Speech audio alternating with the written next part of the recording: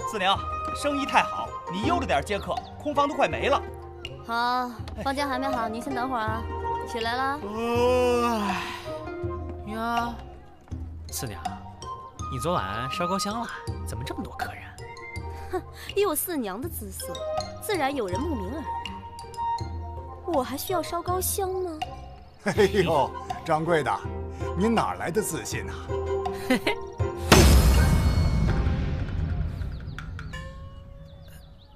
咋啦？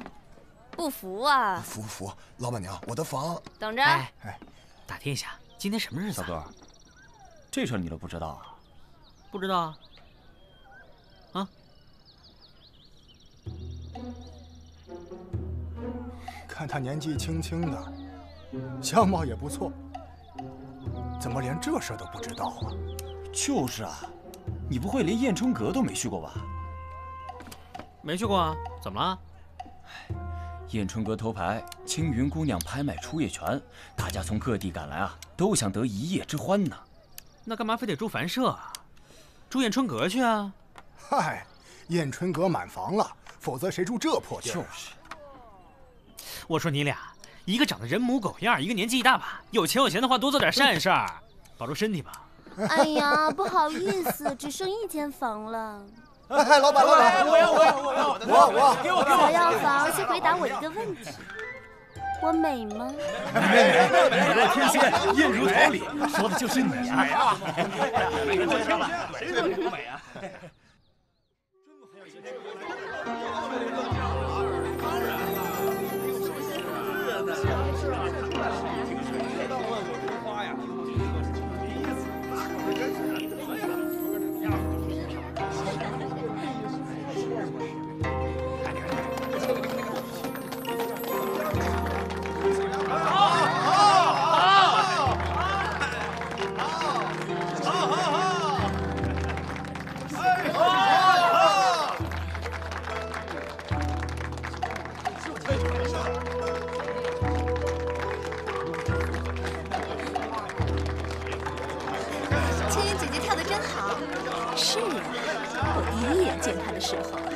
知道他一定可以。您看那是不是唐公子啊？是啊，早就听说青云姐姐和唐公子的关系不一般。这要是让柳娘知道了，放心，柳娘我已经叫人看起来了。柳娘性子要强，万一闹起的话，哼，咱们燕春阁的姑娘哪个不是狠角色呀？风水轮流转嘛，唐公子弃了柳娘，看上他，也不足为奇。别的不说，光是年纪，柳娘就被甩下好几条街。要不然这头牌的位置，如今怎么会是青云的？男人嘛，都是见一个爱一个的。不过今天还是得按规矩来，也算是考验考验这唐公子对青云到底有多喜欢。怎么考验？哎呀，你傻呀！唐公子他要是够喜欢青云，待会儿竞标的时候，这钱上……我懂了。要是唐公子够喜欢青云，那钱上一定不会小气。不好了，里面闹起来了。走。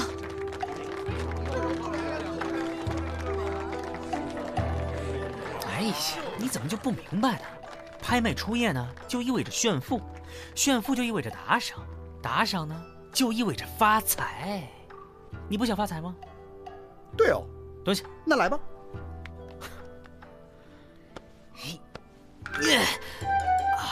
哎，咱俩为啥不走正门呢？哎呀，街坊看见了，说咱俩是嫖客，脸往哪儿搁呀？先说好了啊，赚了钱的对比，独吞死全家。哎，废话咋那么多呢？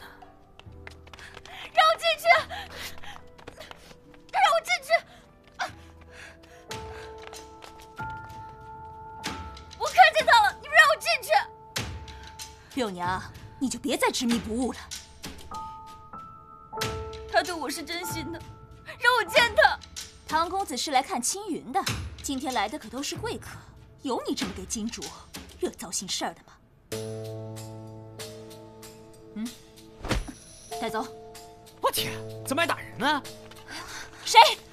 哎！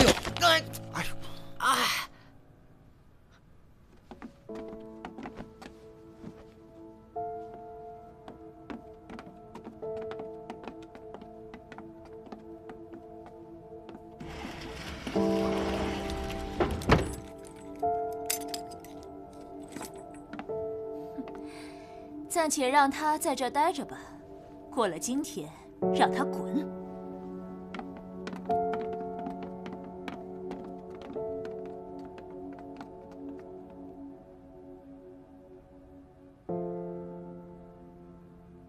亲爱的贵客们，青云的初夜拍卖会正式开始。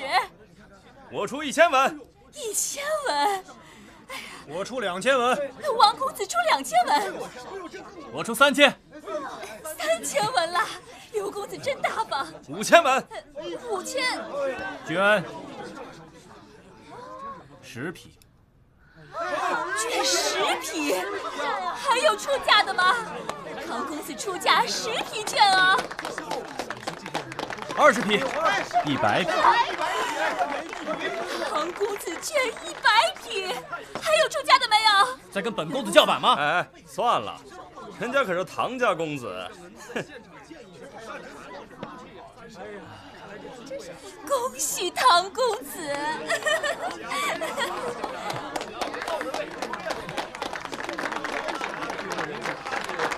哎呀，再次恭喜唐公子了！恭喜唐公子进洞房了！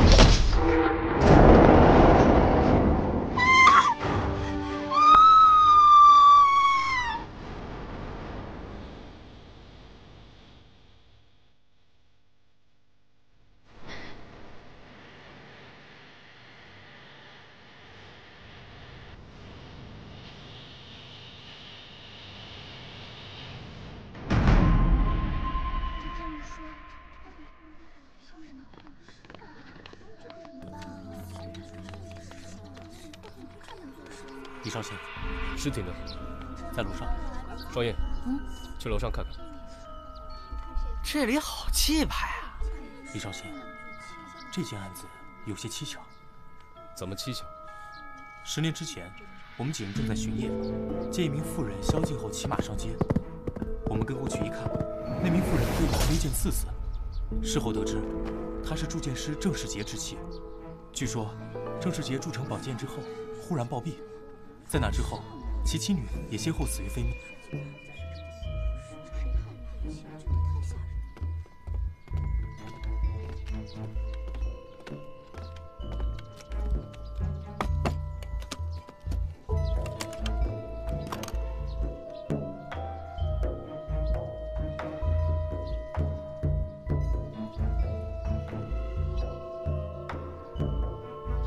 可后来，那把剑竟然不见了。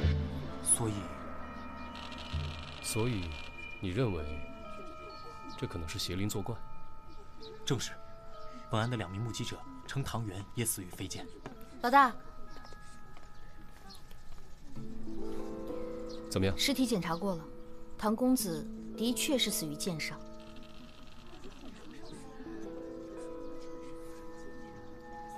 萨摩，你觉得？萨摩。萨摩多罗！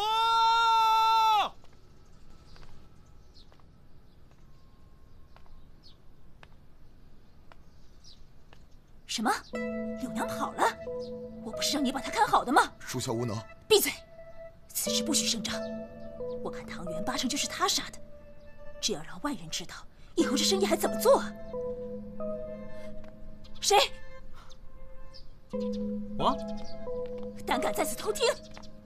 我没偷听啊。那你在做什么？听。上。大胆！大理寺办案。官人别误会呀。方才我确实是提到了柳娘杀人，但也只是猜测，并无证据。那柳娘现在人在哪？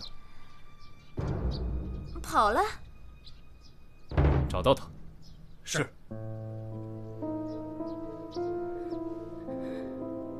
柳姐姐一定不会那么做的。我从小跟着他长大，他是连蚂蚁都不忍心踩的人，怎么可能杀害唐公子呢？你既然知道他爱慕唐公子，你还……男女之事，谁说的准呢？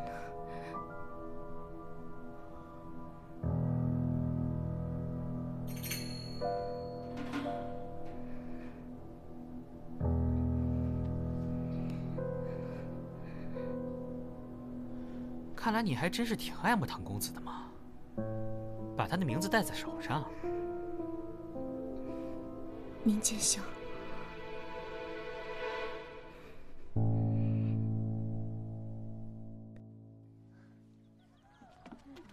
哎，客官，您里边请。来，李兄，来，我们喝一个啊。这剑怎么看也就是把普通的剑啊。要我说呀，这就是情杀。那燕春阁的老鸨说得很清楚，这一开始啊是柳娘跟唐公子好，后来呢唐公子变心，柳娘由爱生恨，悲从中来，一剑刺死了唐公子。那你说说看，这柳娘是怎么让剑悬空刺死唐公子的？难道是他召唤出了剑灵？绝无可能。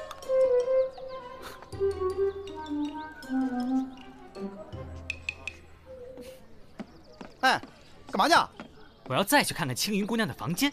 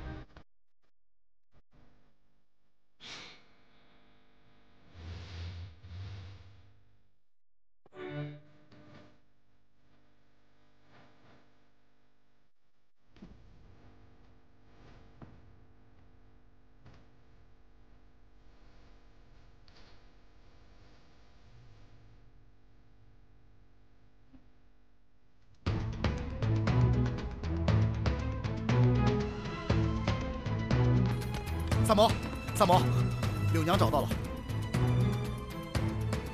青云，你给我出来！好好的娘子，怎么就在他的房间里丧了命啊？柳娘，你别给脸不要脸，再胡闹，休怪我不客气！我要跟那个贱人拼了！跟谁拼了呀？哎呦，两位官人又来了，也不跟我说一声，我好给你们安排安排呀。不用了，有话要问你。哎呀，您尽管问。帮魔，你对姑娘们可够大方的，她们的衣裙都是用天蚕丝做的。公子说笑了，这天蚕丝啊，只有当初唐公子送过良品给当时还是花魁的柳娘。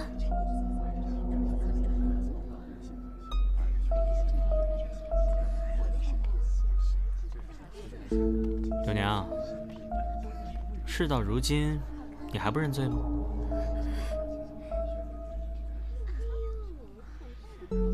这根是我刚刚在青云房间里发现的丝线，是天蚕丝。这种天蚕丝坚固不易断，而且透明不易被发现。青云的房门上有2个小孔，有人用天蚕丝穿过小孔，把剑绕梁悬挂。只要外面有人一推门，丝线受力正断，剑就会刺向唐公子。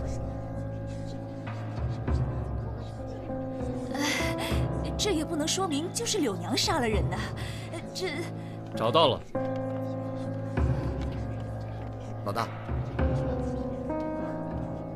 正如保姆所言，这燕春阁里好像只有你柳娘才有天蚕丝做的衣裙吧？当真是你杀了唐公子？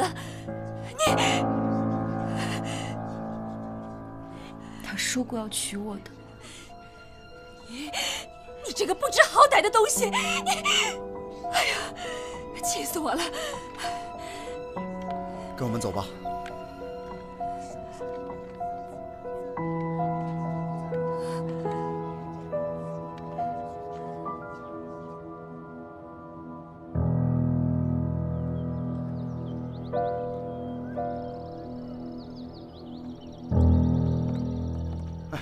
想不到这个柳娘啊，还是个情种，她为了个男人。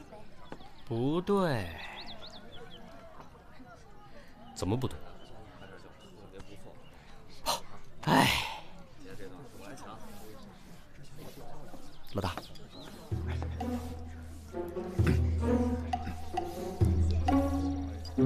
哎，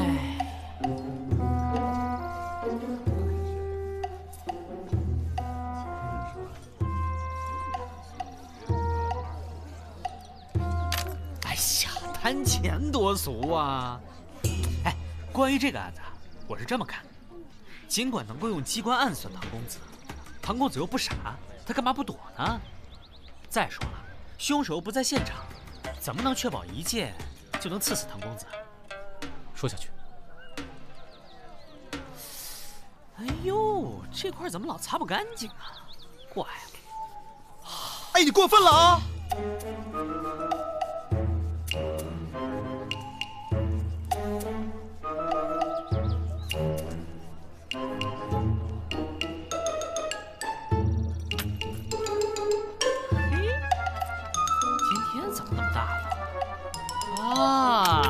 你会不会是看上柳娘了？依我看，她都已经认罪了，没有必要再追究嘛。哎，本着对每一个生命都负责的态度，查，使劲查。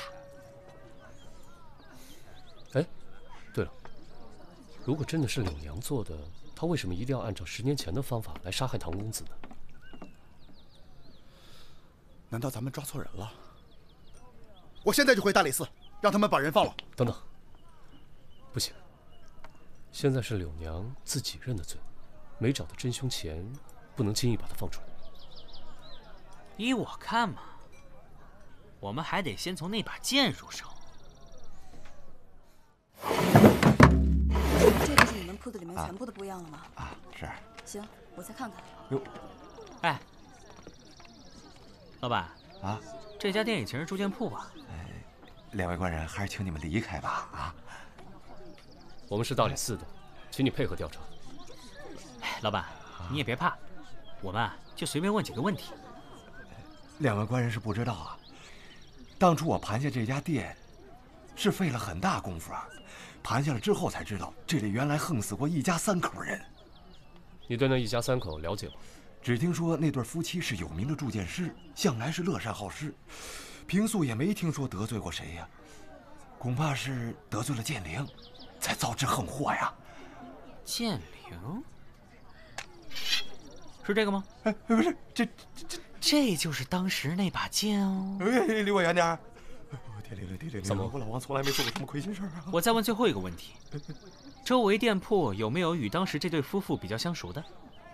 难了，连花儿都一天一个样，就别说这长安城里的铺子了。您明天来看到这一条街都换了新铺子，哎，那都不稀奇啊。走，哎，去唐公子府上看看。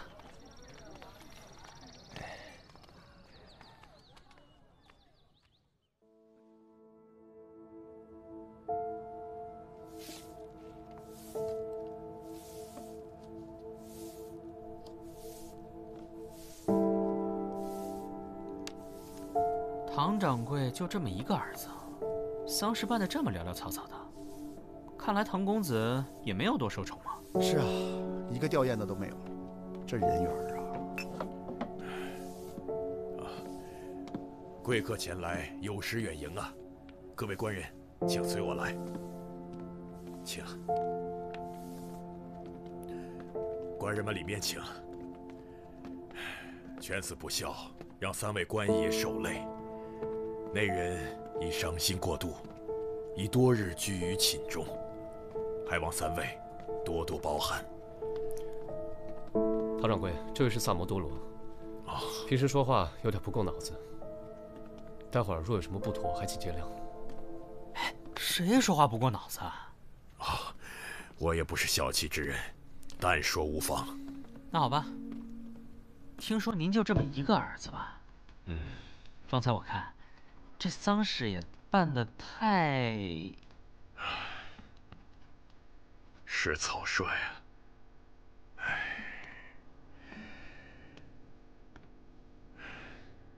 说出来都丢人呐！我这犬子竟然在那种地方丧命啊！家门不幸啊，怎么生出这么个孽子啊？唐掌柜，容我多嘴问一句，贵公子可得罪过其他什么人吗？他整日一副吊儿郎当的样子，恐怕早已招惹了不少人。我看呢，就算他不是被那妓女所杀，早早晚晚也会死于非命啊！依我看，他就是活该呀！不提了，不提了。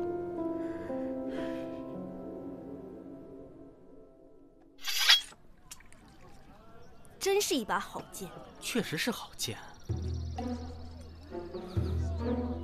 我是说，剑好，人也好，人剑合一。贱人吗？我觉得奇怪的是，唐掌柜只有这么一个儿子，儿子死了，非但不伤心，而且还说活该，这难道不奇怪吗？这把剑，唐公子一直随身带着，而且我刚问过仆人了，这把剑是他从古董店买的。对了，子素，这唐掌柜什么来头？唐掌柜之前干过什么买卖，没人知道。几年前开始做茶叶生意，没想到一夜暴富。听说他很少与人来往，白天老老实实做生意，晚上就关起门来自己过。这种生意人真的很罕见。难怪唐公子去世，也不见得有人前来吊唁。哎，依我看，也别扯那些没用的，现在还是剑要紧，多有趣儿啊！剑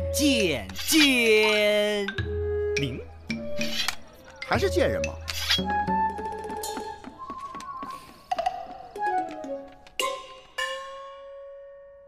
这把剑虽然是我卖给唐公子的，但他的死真的跟我一点关系都没有啊！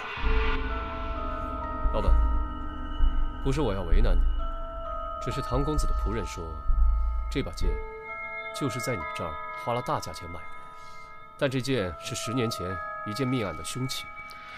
那我想问你，那这剑怎么就还当成古董卖了？哎呦，几位官爷也不是不知道，现在生意难做。当年我刚开这个店，有个人拿着剑来卖，一试，这剑吹毛断发，锋利无比，我当场就收了。可谁知道那天唐公子来，一眼就看上了这把剑，说是要买给他喜欢的姑娘，我就高价转给他了。什么？你说是给喜欢的姑娘？对，这唐公子是谁呀？长安城唐掌柜的独生子呀。我问你，那把剑是谁卖的？是个官差，听说退职还乡啊。看来是10年前的案子的衙差了。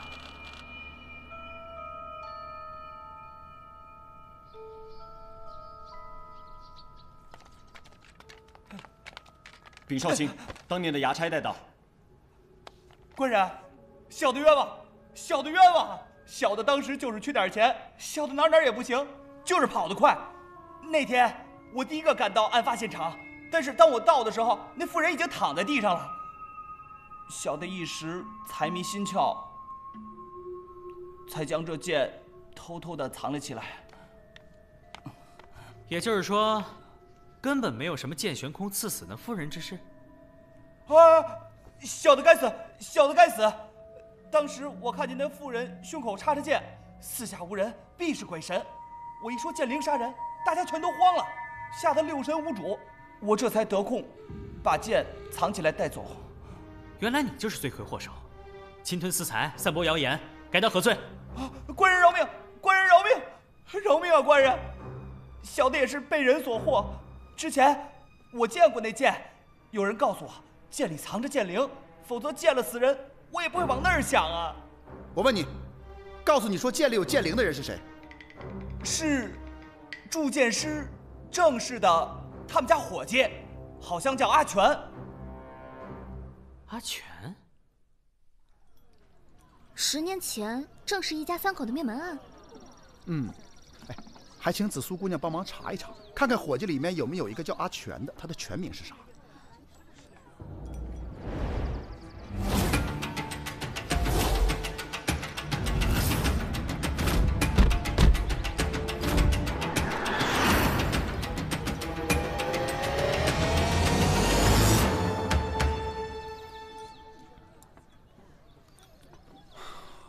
册里只有他们一家3口的名字，恐怕那家伙还没有入籍。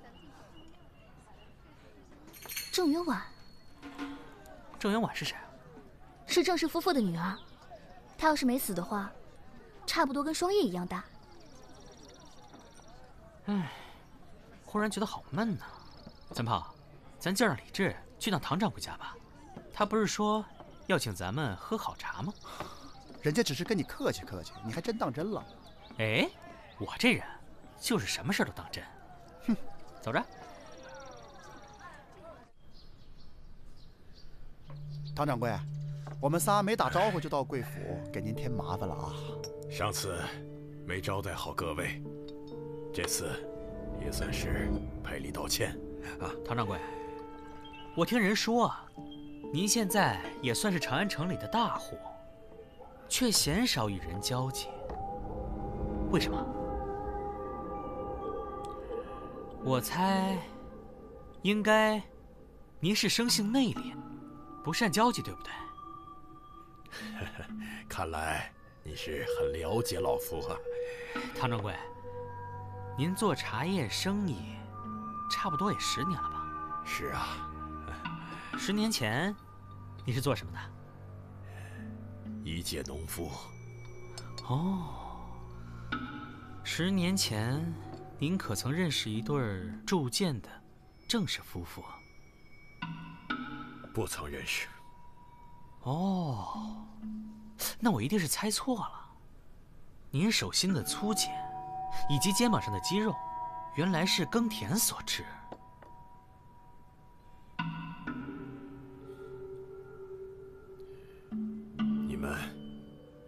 你们今天到这里来，到底想干嘛？直说，别在我这拐弯抹角。阿全，阿全是您小名吗？我说过，我不认识郑氏夫妇。哎，你招了？什么？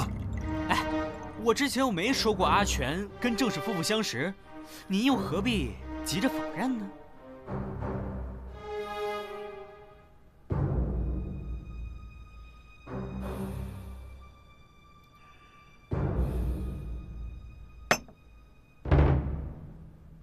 对，是我杀了他们。哦，可是当年我没有偷钱呐。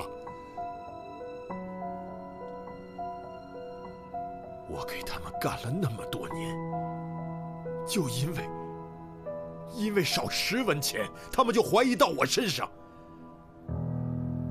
当年我拜师学艺，他们口口声声说要教会我铸剑之术啊，可就是为了10文钱呐！从此就对我冷眼相待，非打即骂，只让我做些粗活。我偷偷铸出那把宝剑，他竟想让我把它毁了。毁我心血者，我必毁之。唐掌柜，跟我们走一趟吧。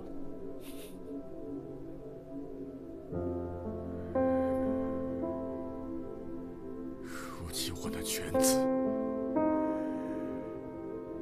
也因这样做的丧命的那把剑下，真的是因果报应啊，是剑灵的诅咒啊！你的意思是，你儿子不是你杀的？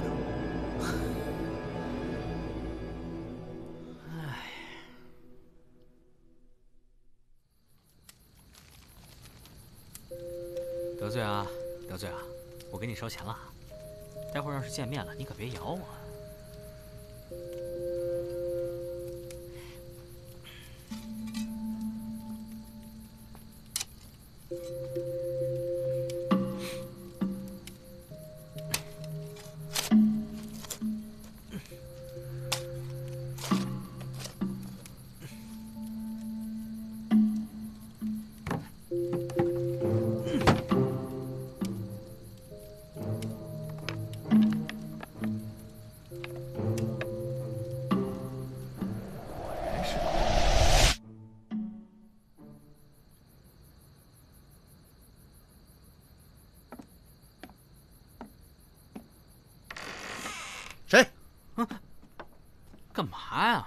半夜吓唬人。你知道宵禁已经过了吗？知道我有多担心你吗？不是有李少卿罩着我吗？天子犯法都与庶民同罪，何况你个无名小卒？哎，真是人情冷暖呐！我做这些可都是为了查案，天知地知，我知，我知。别卖关子了，知道什么就赶紧说。不都说郑氏一家3口都死了吗？可是呢，小女儿没死。你是怎么知道的？因为那个棺材里面是空的。你刨了人家的坟呢？说什么呢？这么难听！查案需要，查案需要。哎，不，你这也太下三滥了吧！我回来喽。哎，我说双叶，哎，大晚上的瞎跑什么呢？他叫我去的。这么晚，你去哪儿了？萨摩让我潜入唐府灵堂，再仔细查验唐公子的身子。你这胆儿也忒大了。哎，你要不要也死一回，让我看看你的小身板啊？不用，谢谢。哎，行了行了，别废话了。查得怎么样？我仔细检查了唐公子的尸体，剑伤是没错，不过我发现一个伤口被插入了2次，而且应该是同一把剑所为。哦，还有，第2件应该是唐元死后才补的。你的意思是，唐公子在青云姑娘和侍女进屋前就已经死了？那这唐公子到底是谁杀的呢？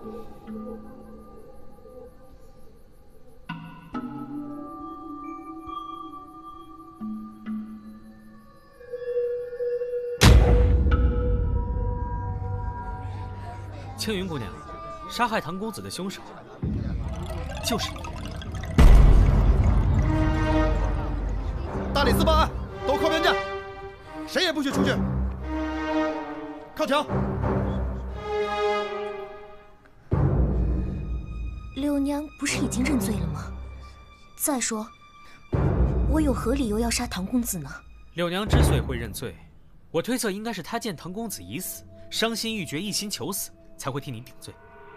这不过是你的推测而已。难道仅凭推测，你就可以定我的罪吗？我能否看看你手腕上那个镯子？妇人之物，不便与男子细看。依我看，不是不便交予我看，而是根本取不下来吧。把你的右手抬起来，快点！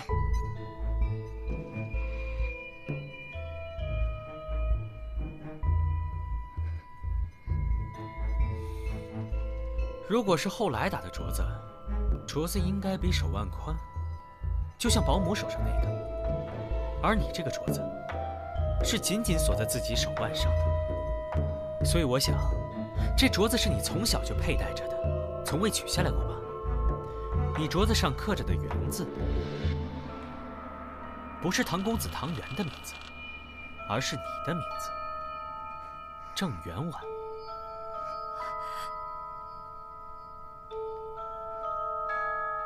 当年你父母被唐公子的父亲唐一恒杀害，你为了替父母复仇，才设计谋杀了唐公子。但是当时，侍女是陪同我一起回屋的，和我一起看到了唐公子被刺死。我哪里有时间去杀害唐公子呢？你之所以让侍女陪同你一起回屋，只是想利用她作为见证人。当时唐公子早已被杀害，你布置机关，只是为了让侍女看到那把剑悬空刺向唐公子。随后，你让侍女出去叫人，再利用此刻将剑插回伤口，造成飞剑刺死唐公子的假象。能有时间完成最后一步的，就只有你。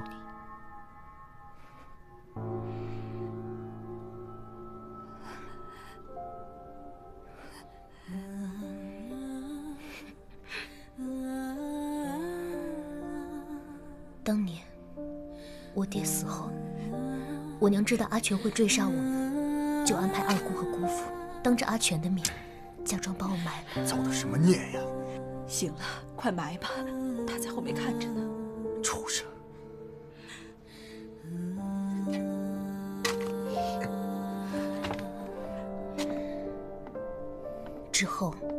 我被卖到了燕春阁。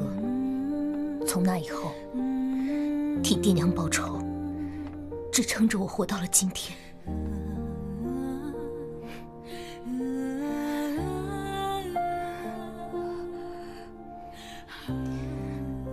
代我向刘姐姐赔个不是。虽然我也不指望她能够原谅我。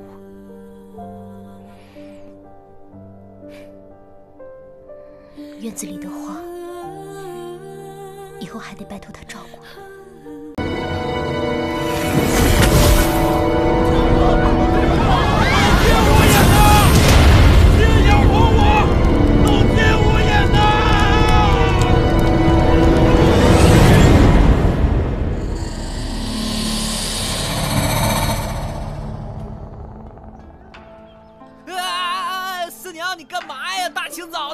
我的耳朵痛了一晚上，我告诉你，我耳朵都快痛掉了。关我屁事啊！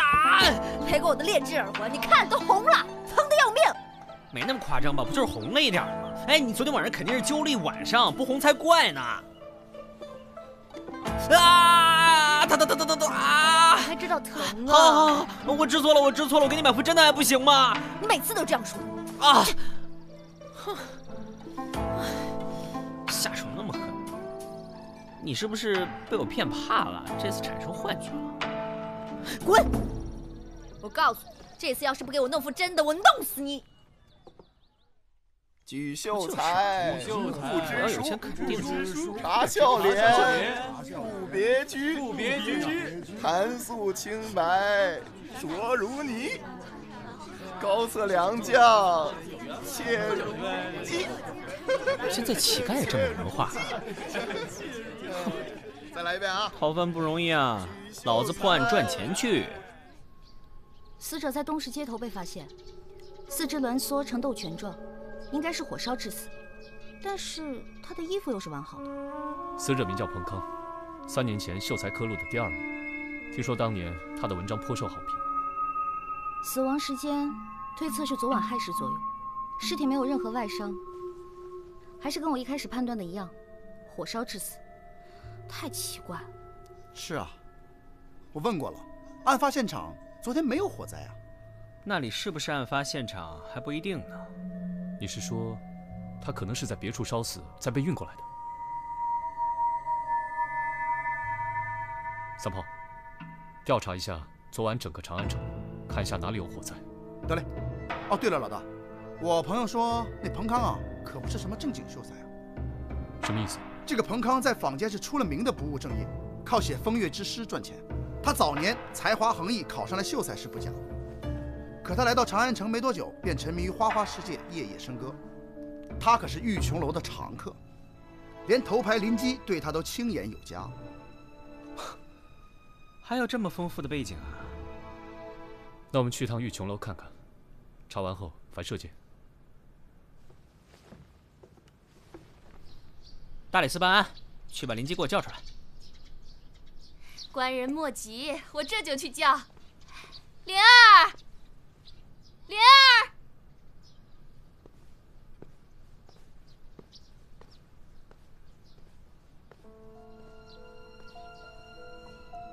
妈妈，找灵儿何事啊？快来，这位官爷想问你点事儿，你如实回答便是，不用紧张。是。听说林姬姑娘昨日和彭康、彭秀才在一起。正是，我与彭公子去了曲江池，弹琴饮酒。曲江池？正是。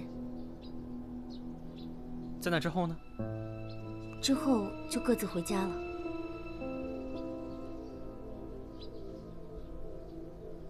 那请问林姬姑娘，还记得回到玉琼楼时是什么时辰吗？差不多，快到戌时了。戌时。这位官爷，你看我们这儿还要做生意。昨晚彭秀才跟你在一起时，有什么异常吗？没有。跟往常一样。我问完了，打扰了。慢走啊，慢走慢走。我该查的、该问的，我全做了。你们猜结果怎么着？昨晚整个长安城没有任何地方失火。慢走啊！慢走。彭康昨晚和玉琼楼的邻居在一起，但案发时间，两人已经分开了。太奇怪了。唉。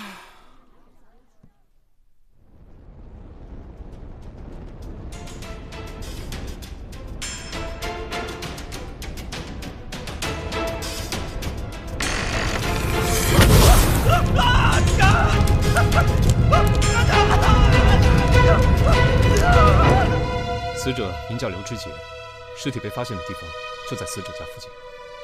死亡时间推测是昨晚戌时左右，情况和上一个死者几乎一模一样，四肢挛缩，疑为火烧致死。尸体被发现的地方也同样没有火烧的痕迹啊。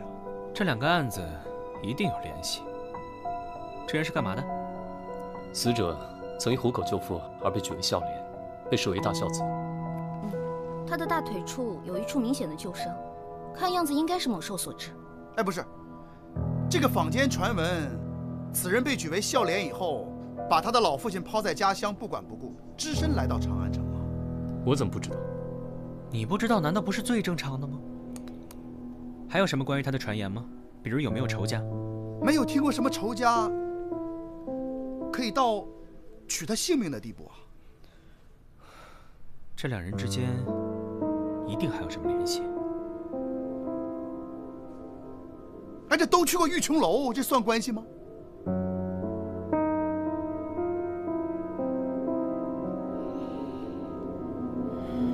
应该算。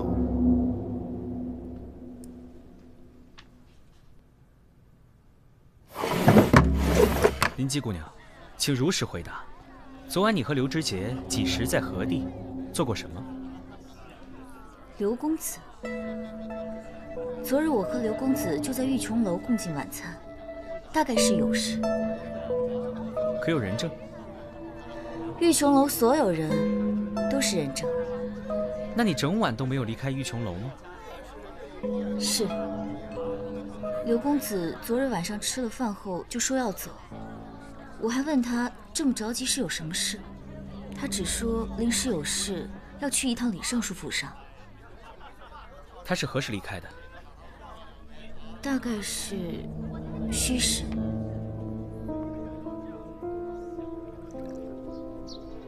怎么回事？到底还要我们等多久？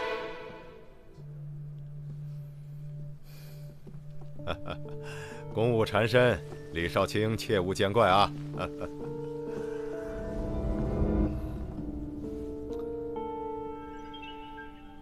既然已经等了这么久，就恕我直说了。今早，孝廉刘知杰的尸体被路人发现，我们刚得知他昨日来尚书府上拜会过。刘知杰，听下人提起过。什么意思？最近我公务繁忙，昨日刘知杰上门时，我根本无暇顾及。李尚书的意思是说，还没有跟他见过面，他就离开了吗？正是此意。你也不知道他找你所为何事？敢问你们之前是什么交情？李少卿，你这是在审问我吗？下官例行公事，还请尚书见谅。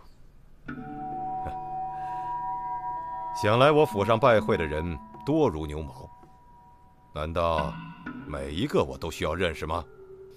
李少卿，你不会连这点常识都不懂吧？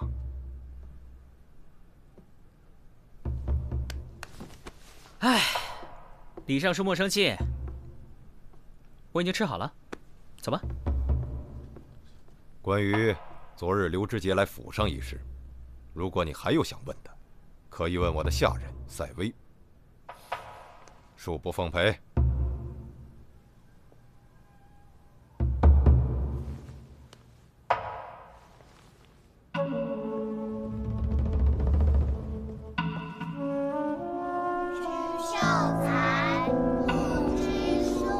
昨天刘知节几时离开府上的？大约是不到虚时的样子。你是怎么记得他离开的时间呢？当时他刚走没多久，外面的接鼓就响了，所以我记得。韩素清白浊如泥，高策良将切如鸡。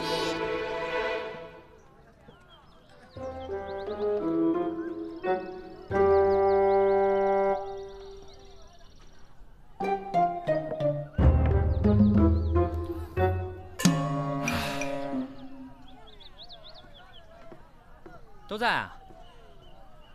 哎，我问你们，有没有发现最近坊间流行起了一首童谣？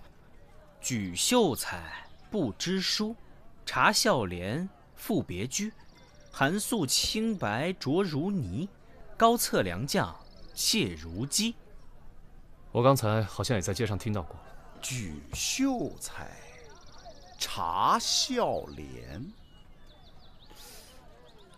这不是说的彭康和刘知节吗？没错，刘知节不正是独身来到长安，把他爹抛在老家了吗？赋别居，这什么童谣啊？这么可怕！可是这秀才不知书不大对啊。科举的明经与进士可能存有舞弊现象，但秀才不可能。正是由于秀才过于难考，这每年报考人数逐年减少。你就不能别这么正经吗？这个彭康都已经写风月之诗赚钱了，也算是某种程度上的不知书了，好吗？照这么想下去的话，那后面两句你是代表两个人喽？有可能。韩素清白浊如泥，高策良将切如鸡。这怎么想啊？这范围也太广了。三毛，这尚书府的下人说刘知节大约是不到戌时的时候离开的，而刘知节的死亡时间是在戌时左右。可是从尚书府到刘知节家，最快也得1个时辰吧？对啊，这也是一个问题。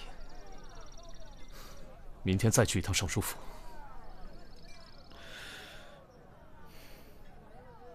四娘呢？她说她去看耳朵，回来收拾你。喝的茶记账，我先走了。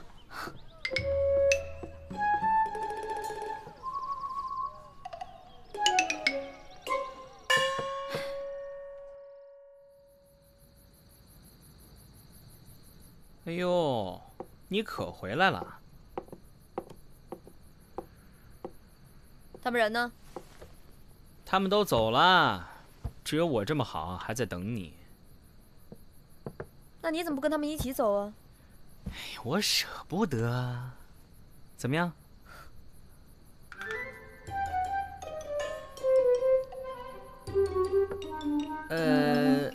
你今天去看的医师，怎么说？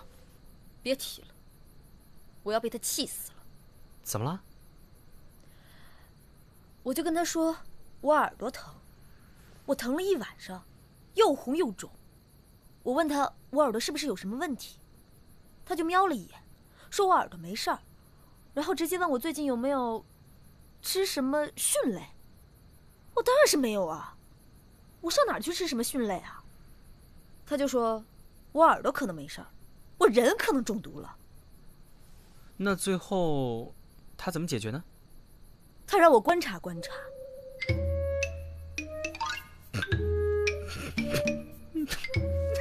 笑老娘，把你怎么可以整你？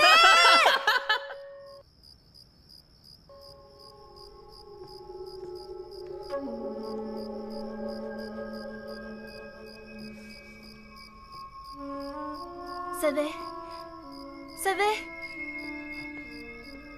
夫人，主人还没回来吗？是的。下去吧。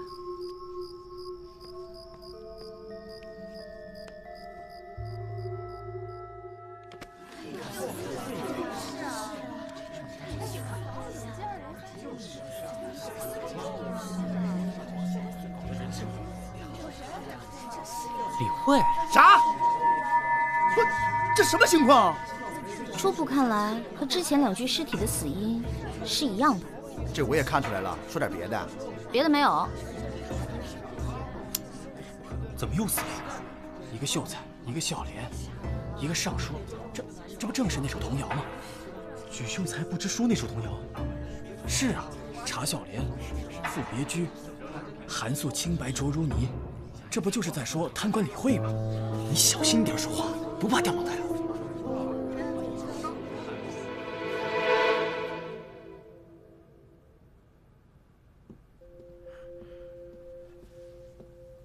李少卿，夫人马上就来，请稍等。这个尚书府跟我想象中不太一样啊，我还以为得哭倒一大片人呢。他们难道还不知道？不可能，大理寺早就有人来传讯了。哎，你们夫人还好吗？夫人她一直将自己关在房间里，什么也没吩咐。没有，我们都有些担心。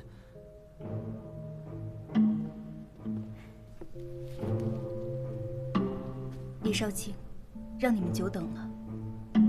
夫人还好吗？还好。还请节哀。我们这次来，是想问你些问题。请说。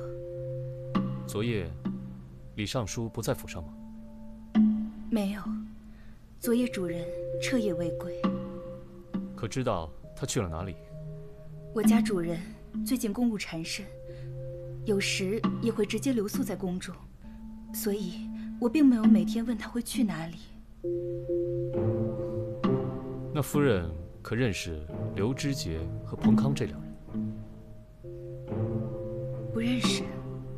哦，刘知节在前一天晚上来过府上，夫人当真不认识吗？有印象。那夫人可有听说过这2人与李尚书有什么关系？没有。夫人，你对李尚书好像不太了解。李少卿，我家主人刚过世，有很多事情我也想问个一清二楚。我理解你们查案的程序，可是也请你理解一下我刚死了丈夫的心情。啊，不好意思啊，我们李少卿就是查案心切。既然你对你家主人的事情都不太清楚，那我们就先告辞了。宋可，请。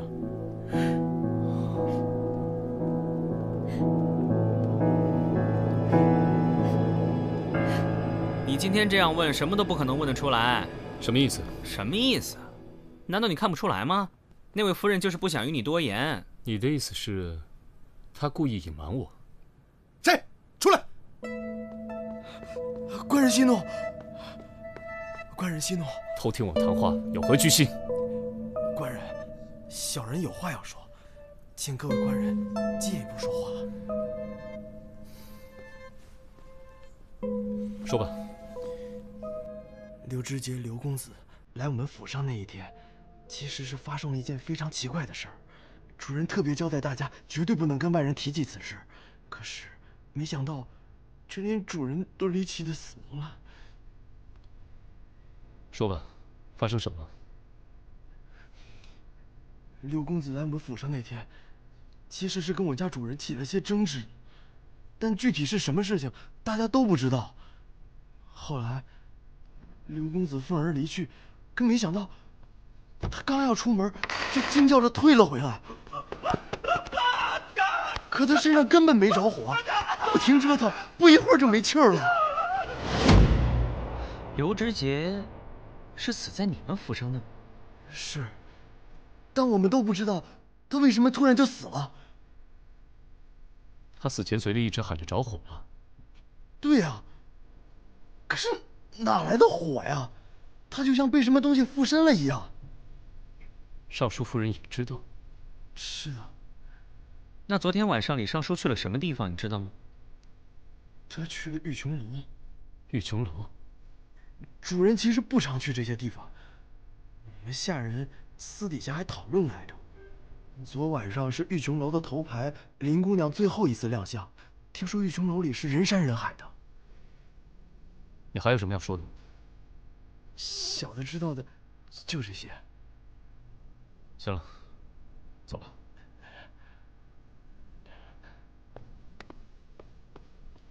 这个尚书夫人一定有什么见不得人的事情瞒着我们。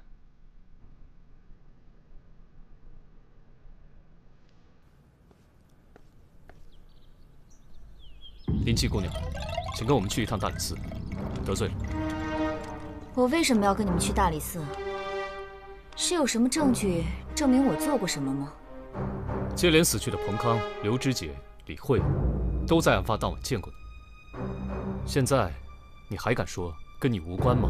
官人，刘公子和彭秀才在案发当晚的确都与我见过面，可我也早就说过，他们在发生意外的时候我都不在场。至于你说的那个李慧，我并不认识。李慧，李尚书，昨晚也在玉琼楼。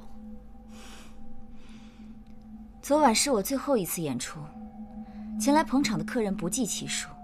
我想，这位李慧、李尚书也许是其中一员，可我并不认识啊。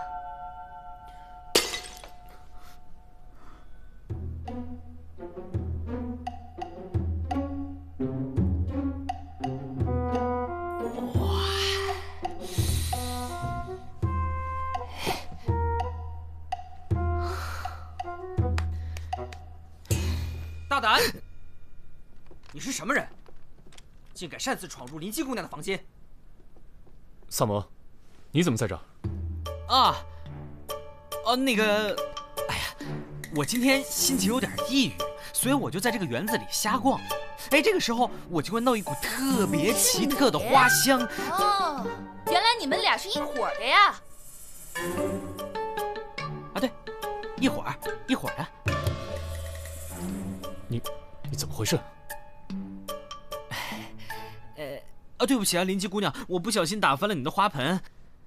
这样，我马上帮你收拾干净，就像刚才的事情从来没有发生过一样。我马上帮你收拾干净。哎，没关系，你小心，别划了手。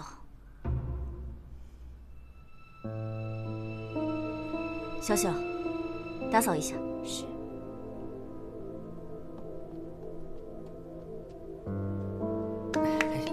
谢谢啊。哎呀，你这房间真不错啊，阳光充足，真是适合养盆栽啊。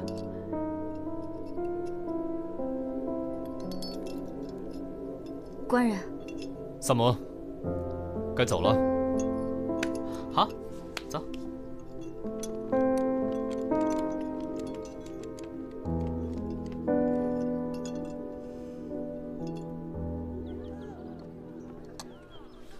双燕，来，去吧。好。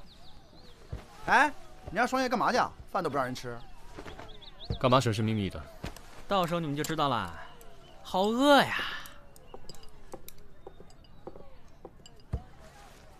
四娘，我跟你说啊，萨摩他在人家姑娘的闺房里，不知道在干什么，但一直都不出来。看不出来啊，萨摩。深藏不露啊！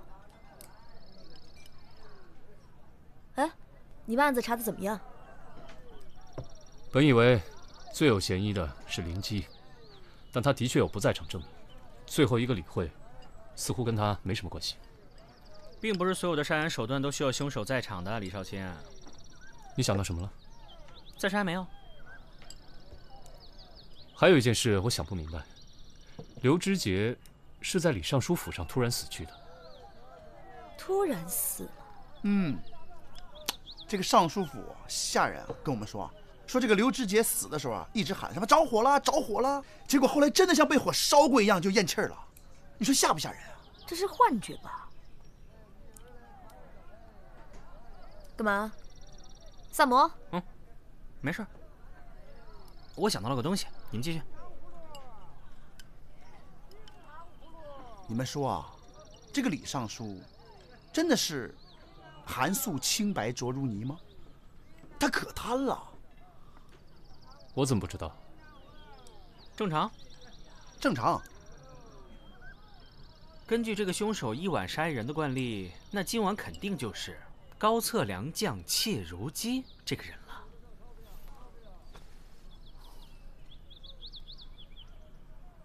良将？难道又是一个朝廷重人？老大，你不会有事吧？哎，三炮的意思是说你是妾如姬哦。嘿嘿嘿。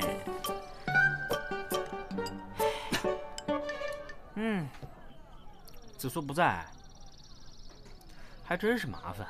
哎，你们的卷宗查的怎么样？他们有没有关系啊？我们俩呀，昨晚把大理寺的卷宗翻了个底儿朝天。那彭康跟刘志杰一点关系都没有，而且他们跟李慧也一点关系都没有。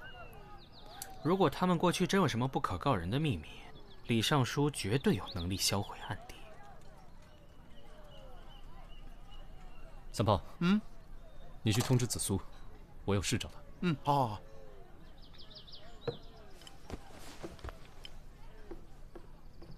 我能查到的情况就是这样。这么说，他们三人当年当真都参与了这桩案件？是的。哎呀，饿死了！你们都到齐了，听我说啊，萨摩让我检查他们的腹腔里面有没有相同的物质，我没有查到，但是我给他们开了颅。如果是吃了什么中了毒，产生了幻觉，肯定也会影响到脑部。果然，他们三个的脑内都出现了水肿和点状出血的症状。我知道了。知道什么？你先说说你的发现。5年前，一位叫做林雪凤的司职，诬告宋国公之子萧训参与赌场盈利，司职被判流放，但在途中突然天降火烈，司职被活活烧死，后被人议论为天谴致死。而当时为萧训作证的，正是彭康、刘知节和李慧。看来今天晚上我们得去一趟萧训府上了。什么？你知道凶手是谁了？他今天晚上会自投罗网的。脑花儿哎，三炮，脑花儿。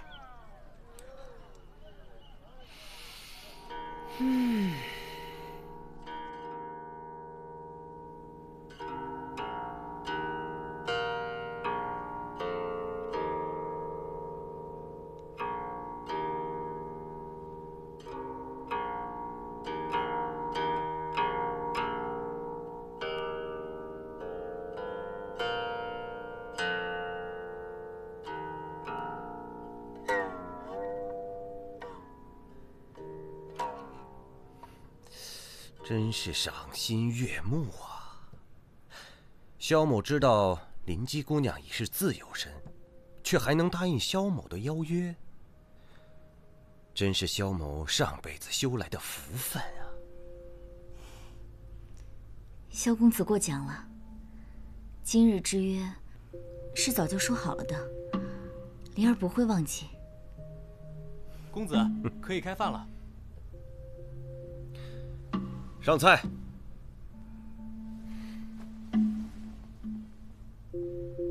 灵姬姑娘，请。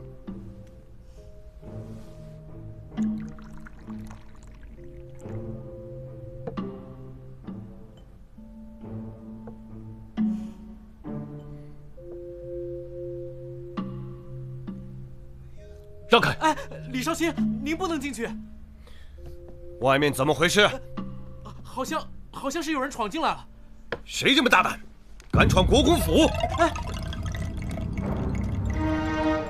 大理寺李治，李少卿，怎么突然造访？也不事先通知一声。临时起意。那要不坐下来一起？我们可不是来吃饭的。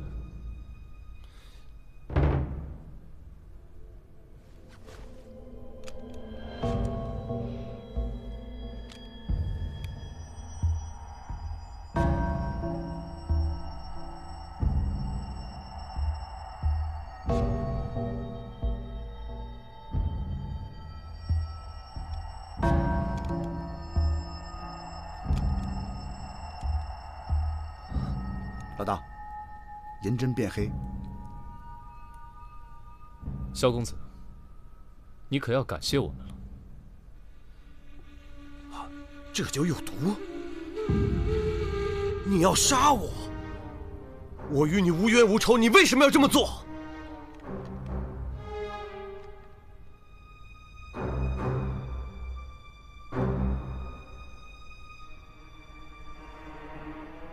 彭康、刘知节和李慧，也都是你杀的。是我。为什么？我不想说理由。既然你们已经现场抓住了我，那我也就认了。承认下毒却不肯说理由。好啊，那就把你带回大理寺严刑拷问，看你受不受得住。带走。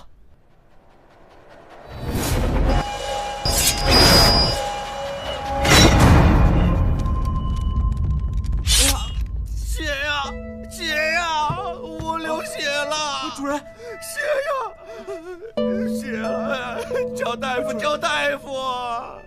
哼，真是高策良将，切如鸡。老大，抓到了，过去。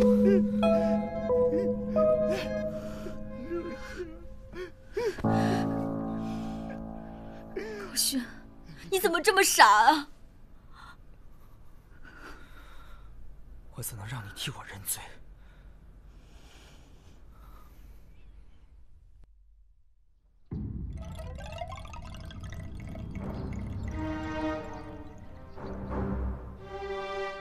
你姓林，对吧？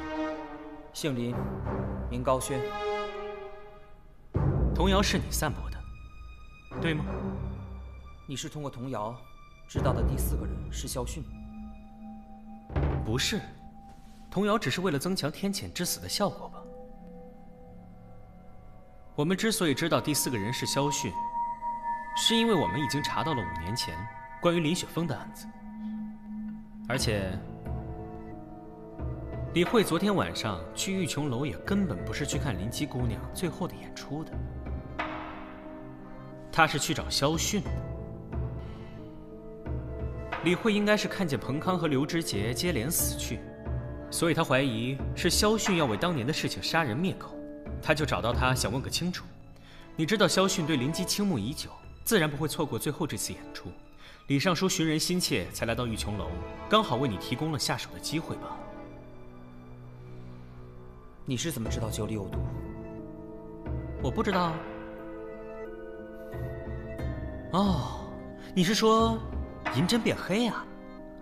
那是因为我们在银针上动了手脚，双叶给银针涂上了特制粉末，遇水就会变黑。我只知道你是通过下毒的方式杀人，但因为我不了解那种毒，我不确定它是否会让银针变色，所以我想林姬也不是很清楚啊。我不过是借他引你上钩而已。那你是怎么知道我通过下毒的方式杀人的？你可能不知道，刘知节死前去找了李尚书，并且就在尚书府毒发身亡。我们从尚书府的仆人嘴里得知了刘知节死前的样子。我听说南诏有一种毒蕈，这种毒蕈会使人产生幻觉。曾经有人因为误食这种毒蕈，产生幻觉，莫名死亡。这种幻觉强烈和真实到会让人的身体自动产生相应的反应。于是乎，我大胆地猜测刘知节就是中了这种毒蕈的毒，才产生幻觉而死。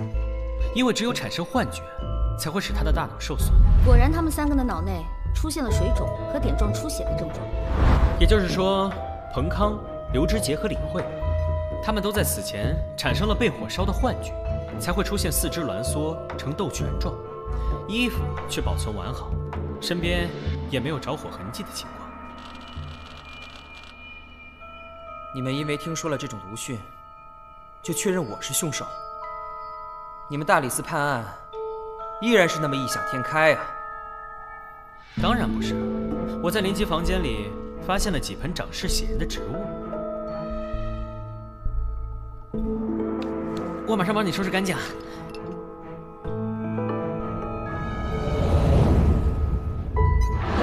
我是后来才听说南诏的毒蕈的。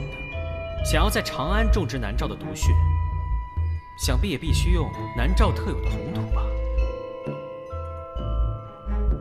不然，可以让林姬姑娘为我们解释一下，为什么她的房间里会出现南诏独有的红土呢？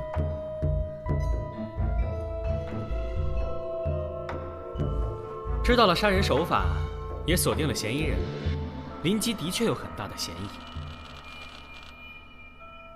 可是，我在你的房间里还发现了2样东西：一把同心锁和一块绣着一个林字的罗帕。而且你正当红，却为自己赎了身，这都证明你早已心有所属吧？我本来以为你手帕上的林字是自己的名字还没有完成，可当我知道5年前林雪峰的案子之后，才知道你心中的那位林公子，应该才是这整件事件的始作俑者吧？我承认，彭康是我杀的，刘知节是我杀的，李慧也是我杀的。我要杀的第4个，就是萧训。可是就是有你们，竟让他逃过一劫。林雪峰跟你有什么关系？他是我哥。林雪峰诬告萧训一案，是否另有隐情？还用问吗？参与毒贩盈利的本就是萧训，我哥为了抓他，将他揭发。结果萧训集结一帮小人，污蔑我哥。大理寺判我哥诬告罪名成立，在流放途中被这帮小人活活烧死。这就是你们判的案。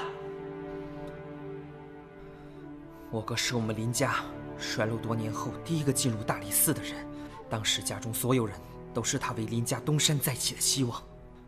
没想到他被人诬陷，还被那些恶毒之人赶尽杀绝，落得天谴之死的恶名被逐出族谱，一条无辜的生命就这样陨落了。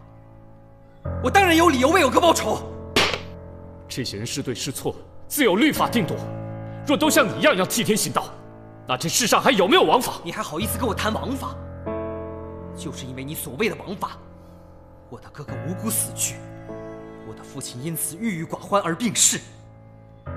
大理寺的高官呢，一任接着一任，试问有哪一任曾为他们错判的案子悔恨内疚过？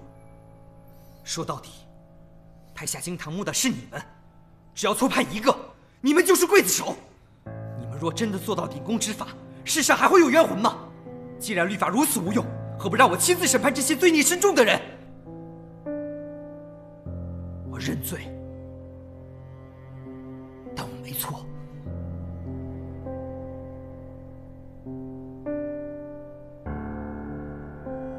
你让自己成为杀人凶手，林姬呢？她怎么办？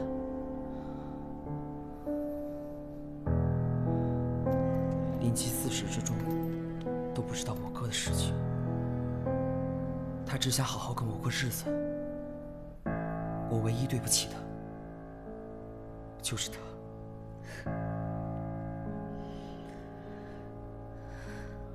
我都知道，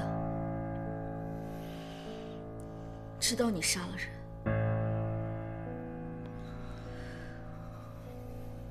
但我不问你，因为我相信你。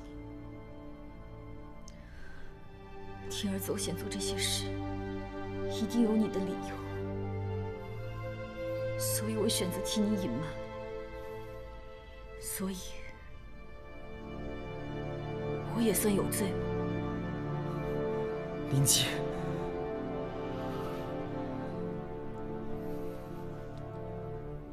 林高轩，鉴于案情复杂，明日我会面见圣上，向他提出重审5年前林雪峰一案，让含冤之灵得以昭雪，有罪之人得以判罪。紧接着就出了一桩失踪案。哎，不就是一个失踪案吗？你自己去查就好了呀。我要有线索还会来找你吗？我跟你说啊，我得了断案恐惧症啊，我今天肯定不可能去的。得了病得治啊！我带你找大夫。你是鬼吗？你跟着我干嘛呀？四娘，非要萨摩帮厨吗？是啊，今天人手不够啊。来来来，吃完饺子好干活。还是你好，一定要多吃点哦。知道你饭量大，不够的话，锅里还有50。不是那个，李志，你不是找我有事吗？啊，你不是很着急吗？哦，对对对，走走走，萨摩，多亏你提醒我。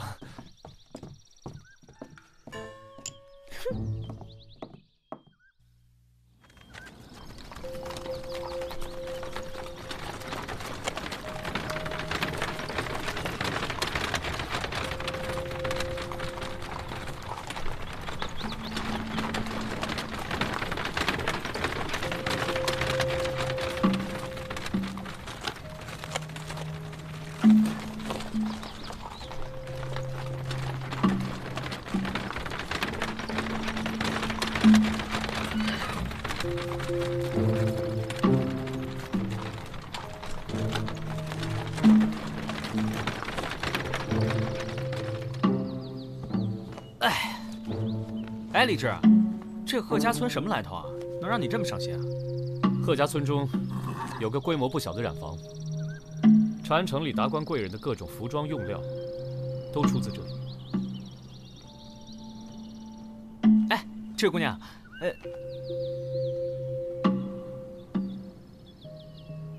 哼，小哥，我问一下，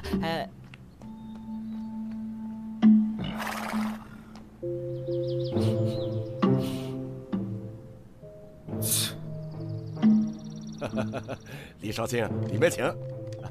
各位官人从长安城远道而来，失敬失敬啊！请。您是什么时候上任的？啊，还不满1年呢。哎呀，这个村的事儿啊，我也不是太熟悉。他们有族长主持事务，我也不好插手嘛。一般呢也没什么大事儿，不过出了这事儿，是谁都没有想到的。这兰花开得挺漂亮的呀！哎呦，这位官人好眼光啊！这可是我朋友从洪州带来的兰花呢，那可是极品呐！您看那花，您看那茎，您看那叶子。族长的儿子最后露面是什么时候？哎呀，这谁知道？这得问他爹呀！哎，不过昨天晚上有个小孩来报案，说那个染坊里发现了个蓝色的怪物。怀疑是族长的儿子，我们呐都不相信。染坊？哪家染坊？柳家染坊。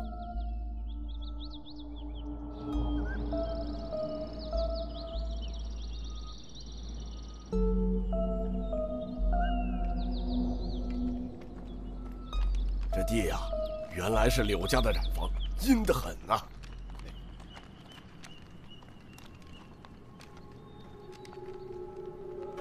这染坊都已经荒废了，染池里还有水。报告，大人，染池里有一个死人骨架，现在已经被打捞上来了。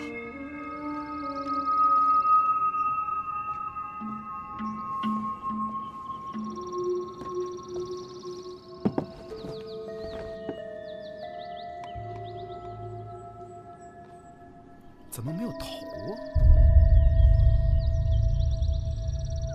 你说这是柳家的染坊？正是。这贺家村怎么会有外星人？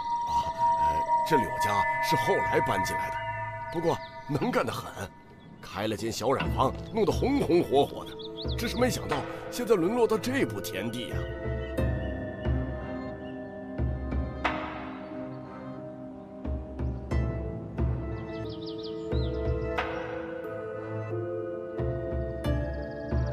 那这个染坊发生什么事了？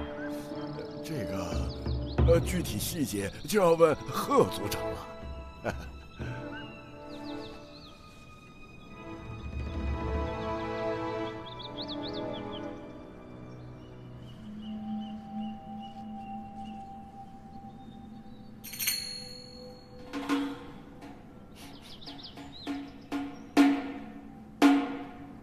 石灰。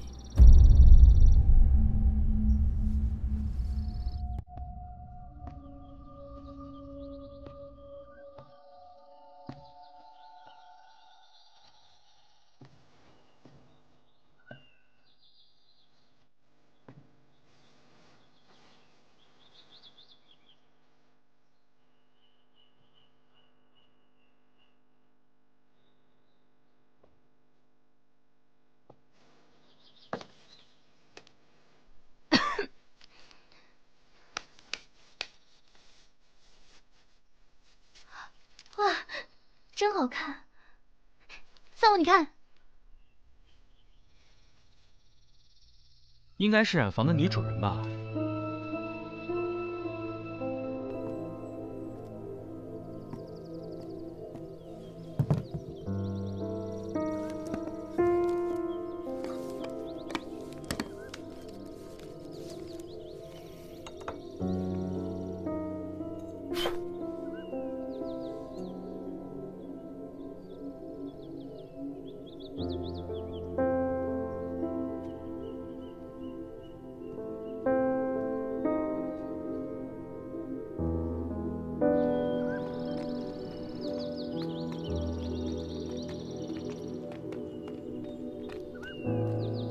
这柳家现在还有什么人吗？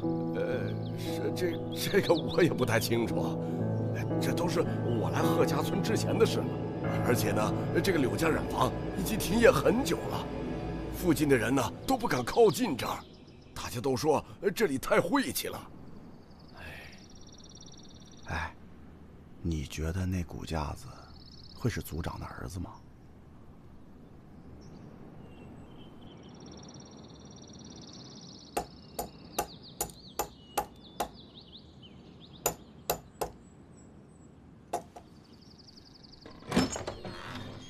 马先生，您慢走。哎，不是，是县令让我们来的。副组长悲伤过度，不便见。上官姑娘，不是，那他不是？哎，您怎么在这里啊，马先生？我来探望贺组长。这位马先生是长安城有名的布料商人，我们家做衣服用的布匹都是在他们家挑选的。马先生，这位是大理寺的李少卿。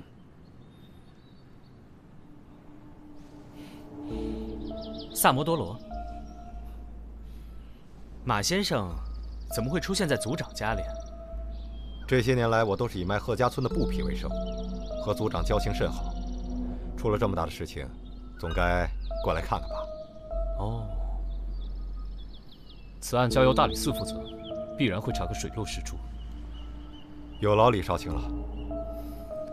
上官姑娘，有需要帮忙的地方，您知会一声。好，告辞，各位。子苏，你回想一下，有没有哪件案子与贺峰有关联？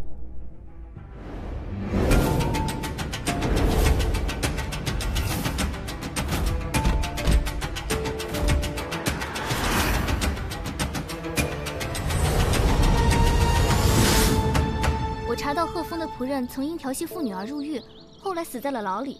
被调戏的妇人是本村村民贺燕之妻。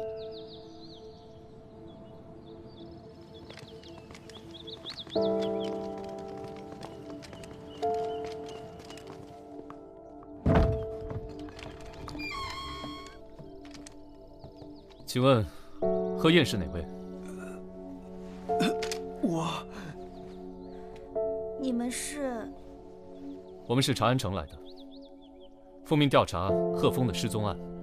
贺公子失踪了？你没听说吗？我从早上就忙呢，还没出门呢。今天早上在染坊发现一具尸体，很有可能就是贺公子的。报应，老天报应！我们这次来，是想知道贺峰平时为人如何，而且是否有可能有人与他结仇呢？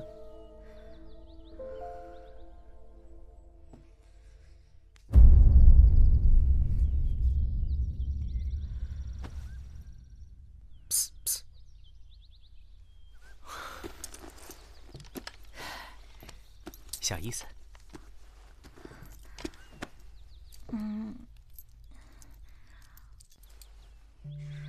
我一直自己做点手镯、头花、小串子，在家门口卖。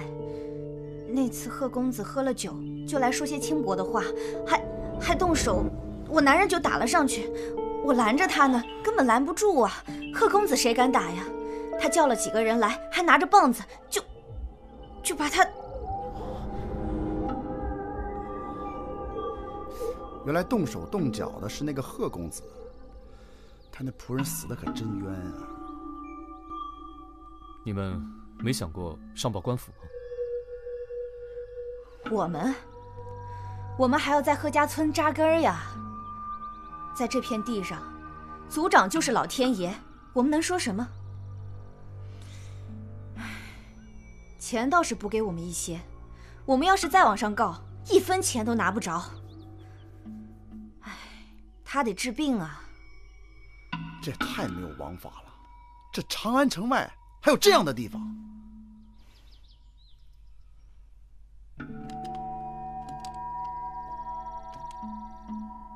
你能告诉我，你昨天晚上在哪儿？官人，你看我……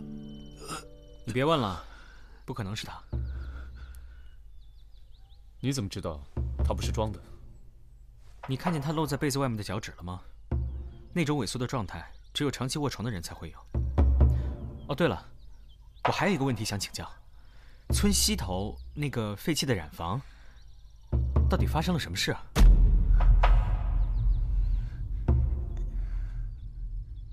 又是不能说的秘密啊！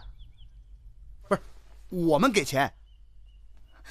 我不知道你们在说什么。给钱！不知道你们在说什么啊？有钱！走走走！大理寺官员都有钱的。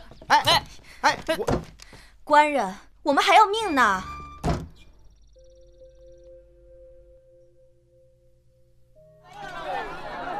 不是，这贺家村啊，实在是太诡异了。啊，你们说这贺族长的儿子丢了，他还闭门不见人，这贺家村民呢，又对贺家公子呢恨之入骨，啊，那个县令就更不用说了，啥也不是，名存实亡。还有，染房的染坑里发现一具蓝骨，还没有脑袋。那个染房的染池里，的确是染不得电解水，但里面还加了石灰。石灰？没错，因为加入石灰能使腐蚀能力更强。如果只是电解水，是不可能把皮肤和肉腐蚀得如此干净的。这得多大仇啊！你还发现了什么？我还在碱水池旁边发现了竹篾丝的痕迹。难道说凶手用竹篾把人捆住，再放进水池里去？直接杀了不就完了吗？那多没意思，就得把那活人放进去，然后那石灰水就像蚂蚁一样，一点儿一点儿腐蚀他的肌肤。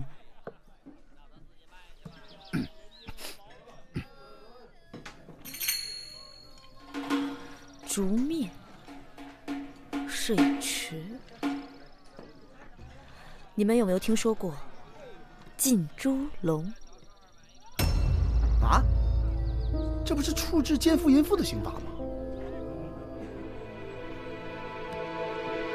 接下来就是见证奇迹的时刻。来看，手里什么都没有吧？是不是？看，身上也没有吧？变！哇，厉害！厉害吧？谁想要这花啊？我要！那告诉哥哥一件事好不好？石头，怎么跑这里来了？大宝、小宝，这是谁呀？你就跟他说话，回家吃饭去。哎，我就是给他们变个戏法啊，至于吗？我又不是鬼，真是。你从哪搞的兰花？下午拔的。哎呦，我的小兰呐！兰花当然是要配君子了。我想要那个。那你跟哥哥讲件事好不好？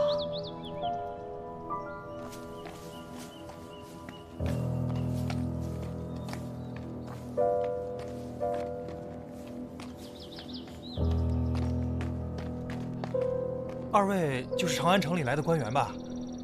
是啊。听说村里有外来人士打听村内事务，道听途说总归是捕风捉影，不如面谈来的方便。族长有请二位。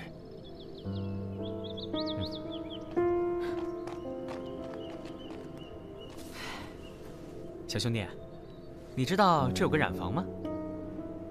你可别去，里面有个大怪物。大怪物？我昨天晚上看见的，蓝色的大怪物，有这么大呢。那你有没有听说过发生了什么事情呢？为什么会有大怪物呢？我娘说，以前有个很漂亮的姐姐被扔进池子里淹死了。是画像上那个姑娘。我娘说，如果不好好睡觉，她就会来找你。你们可别跟别人说呀。我们拉钩，拉钩，拉钩，我们一言为定。阿图，叫你别跟外人搭话，晚上变狼叼了你去。长安城边上居然还有族内自治的地方，动用私刑。我觉得他讲的事情跟大怪物有关。哎，大哥，您对这儿熟悉吗？我在这卖饼5年了，你买2个吧。啊不，我就想打听个事儿，这个染坊……我不知道啊，我什么都不知道。哎。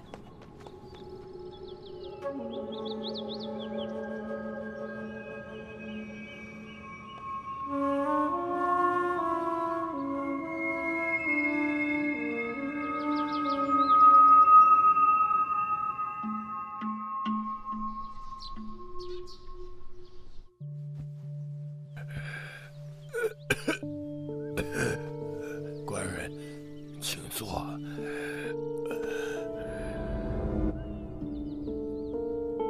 不用了。不知大理寺特意派人到我贺家村，有何贵干啊？奉陛下之命，调查贺公子的悬案。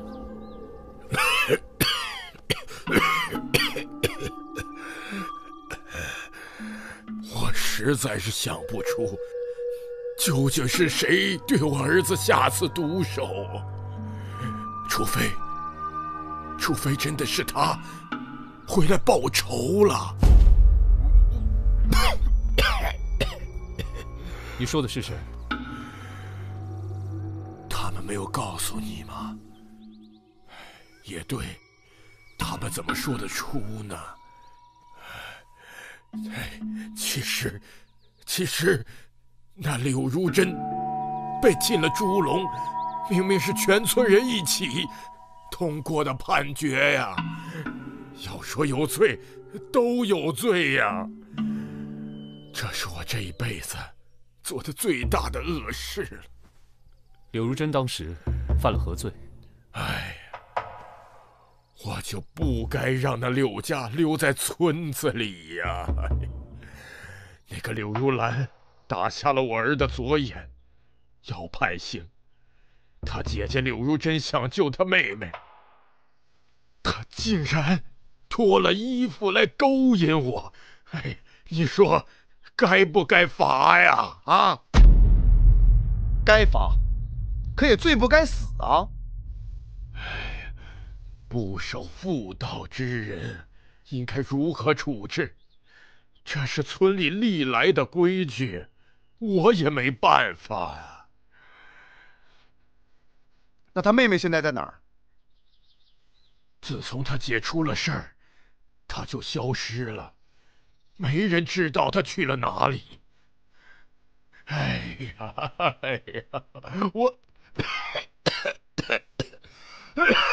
我这儿子没了，我这是白发人送黑发人呢，我怕是也待不久了。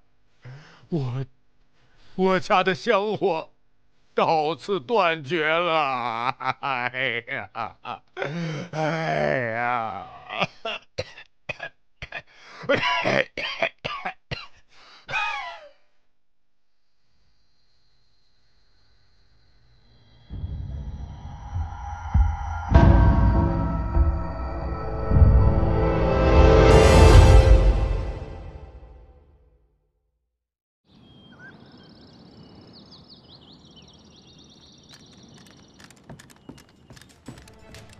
萨摩，萨摩，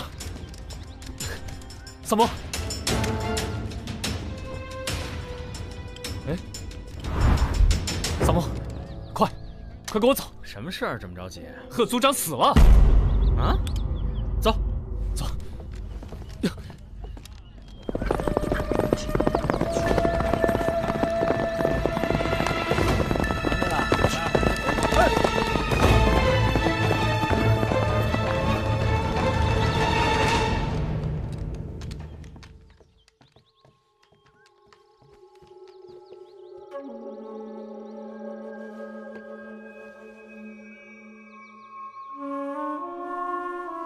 死因是心脏麻痹，他没有救急，而且还受了惊吓。惊吓？你们看，桌上果盘里放着一个蓝色的骨头，这是那个没找到的头骨。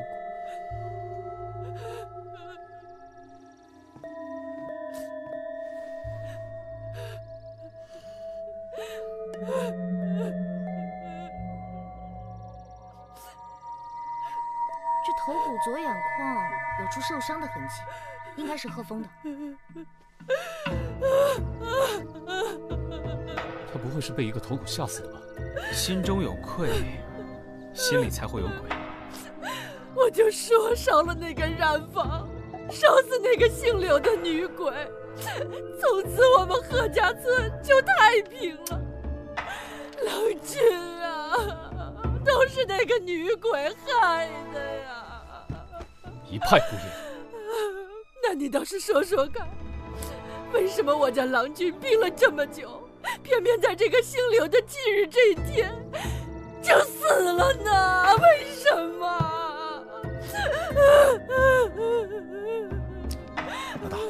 老大，不会真的是那女的鬼魂回来报？我知道了。知道什么了？三炮，去打探一下，除了贺家村附近哪还有大片了兰？正是，就是做电色染料的草。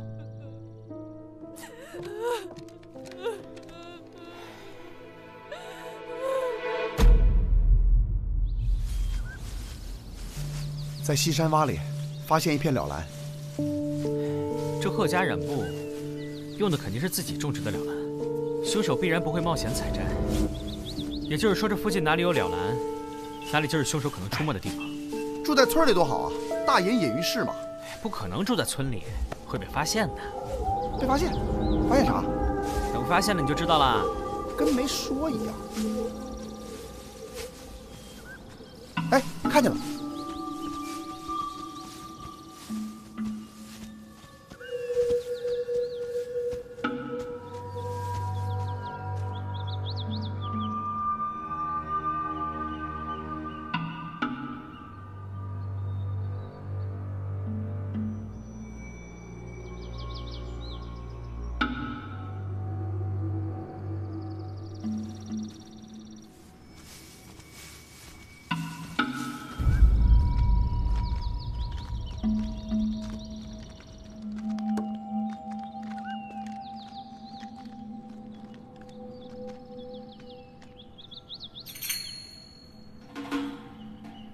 有人，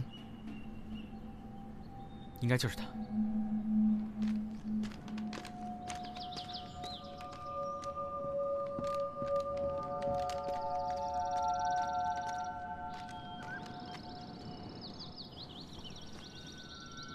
出来！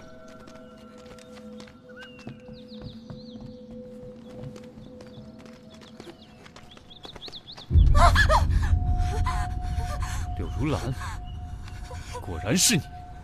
你当年从贺家村逃走，就是为了有一天为你姐姐复仇吧？你在水坑中加入了生石灰，才让那贺峰被烧得只剩下蓝骨，然后又偷走贺峰的头骨，吓死了贺一德。大水坑，那有一个大水坑，水坑里面有好多水，好多水，好多水！他脑袋是不是坏了？你别再装疯卖傻了！你连杀贺家2人，可知杀人者偿命？杀！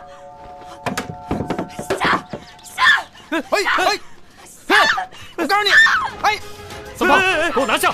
好，全杀了！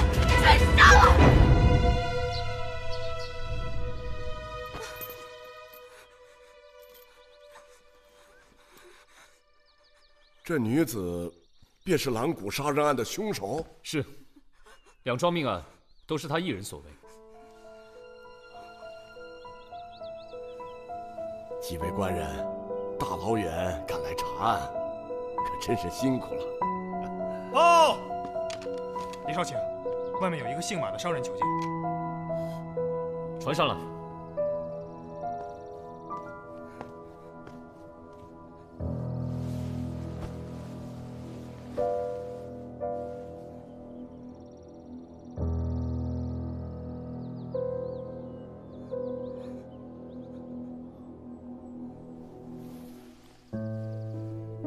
官人，诸位，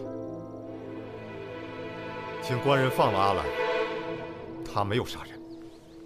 你是谁？跑到这里来胡闹什么？在下马前，那贺家父子是我杀的。什么？官人，整个事件都是我一个人谋划的。阿兰他什么都不知道。你与贺家长期有生意来往，为何下此毒手？我是在赎当年的罪。3年前，我在长安城见到一种稀有的布料，无论是颜色还是纹样，都浑然天成。我费尽周折，打听到它来自贺家村。从那时起，我便与柳家染发开始合作。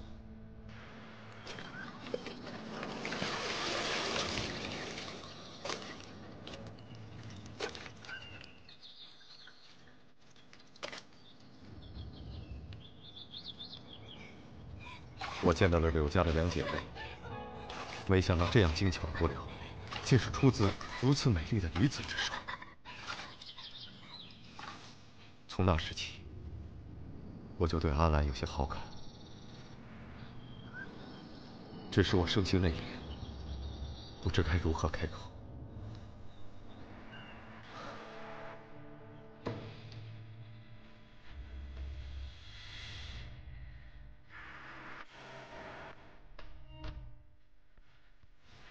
那时候，柳家也刚好到贺家村，染发规模不大。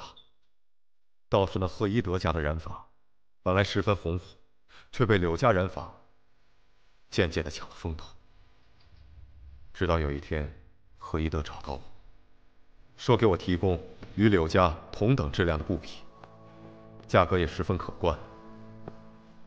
但就在那一天，我看到柳如珍去了贺府，我听到他威胁贺一德要把事情散布出去，两人为此争执不休。直到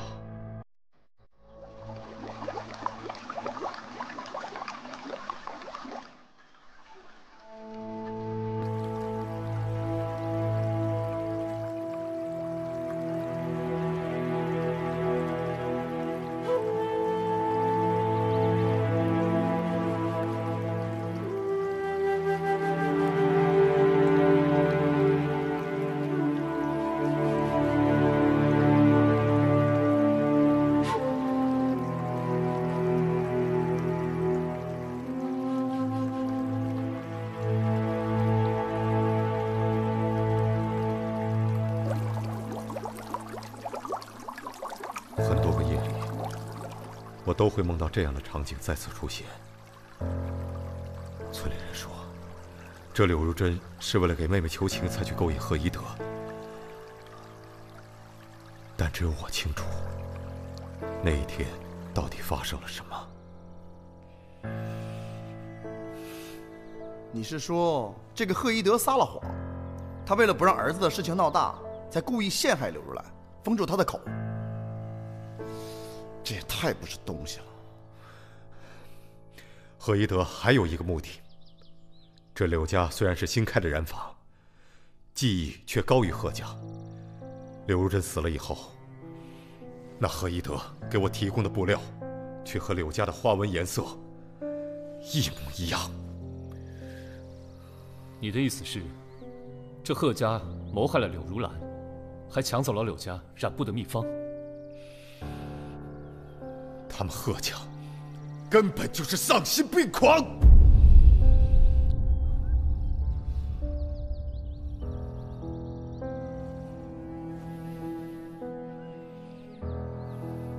自从柳如珍死了那天，阿兰就失踪了。我找啊，找啊，直到有一天，我在那个茅草棚里找到了她。我都快认不出她来了。明明那样美丽的女子，却食不果腹，衣不蔽体，苟活在阴冷潮湿的草棚里。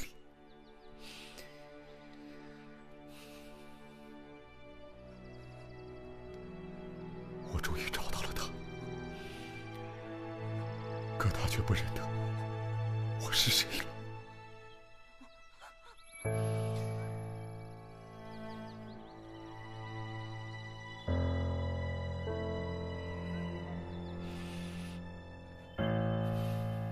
是我害的，变成了这样。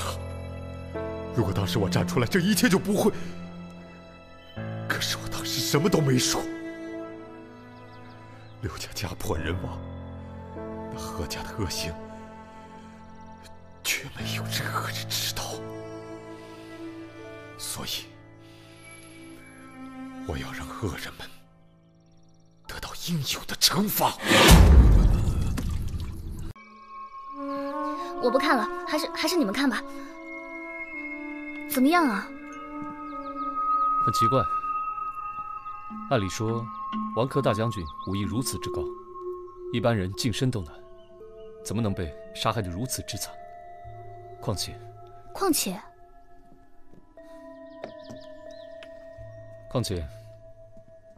这把剑就在他身边，说明他生前肯定用它去抵御。但从剑上来看，却没有丝毫痕迹，说明未能伤对方分毫，这不很奇怪吗？更奇怪的是，据我观察，这屋子上下没有第二个人的痕迹，甚至没有将军搏斗的痕迹，这屋内的设施也完好无损。难道说这是幽灵？还有最奇怪的呢，以我的观察，将军之所以只剩下白骨，并非融化或是腐蚀，那是什么？从伤口上来看，像是一点一点被吃掉的，才剩下的白骨。吃掉？没错，有的筋骨还是新鲜的，有细微的血筋和细密的咬痕，像是生生被吃掉，又或者是故意制造的假象，迷惑我们。你发现什么了？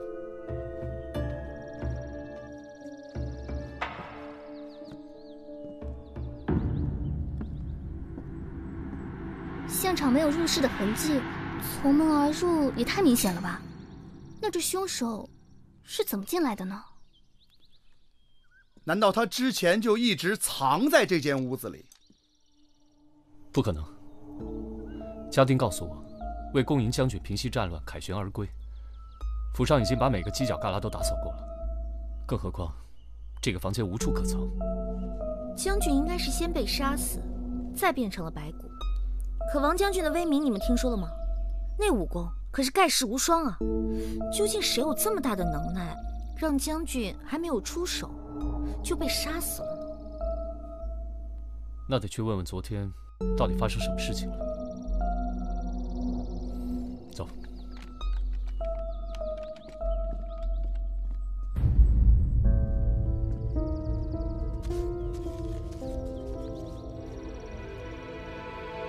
将军他昨天回到府上，刚刚脱下铠甲，就急匆匆进了书房，就一直在看卷宗。昨天有什么外人来府上吗？没有。那有没有听到什么动静？喊叫声、打斗声？那就奇怪了呀，没有任何响动。凶手是怎么把将军放倒的呢？夫人，昨天晚上谁是最后一个离开的？什么时候？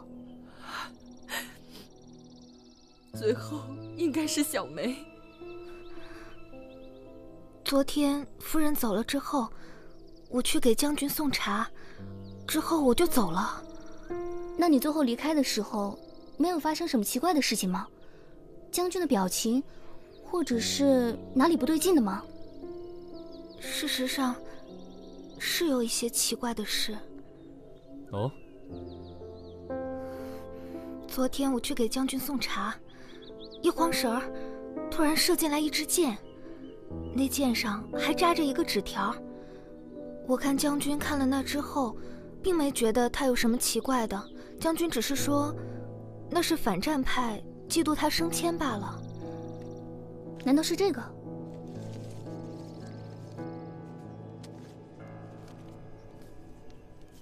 今一将功成，而万骨枯矣。神嘞！那将军府不是有重兵把守吗？那人是怎么进来的呀？这箭是从什么方向射来的？当时我背对着，箭应该是从门口射进来的。如果不是将军，小梅就已经命丧黄泉了。如果是这样，反战派对将军攻击的可能性很大。将军刚刚升至代国公，眼红的很多，这主战派和反战派势不两立，经常在朝廷上掐起来。将军的升迁本可以让主战派一飞冲天，而现在杀死将军，对反战派确实能带来不少好处。李少卿，请你们一定要为将军做主啊！拜托你们了。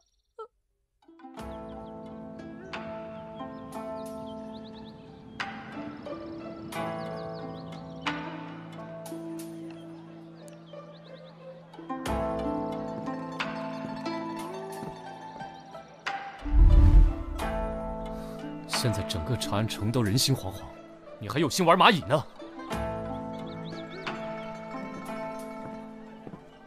一天天除了吃就玩，以为你多大本事呢？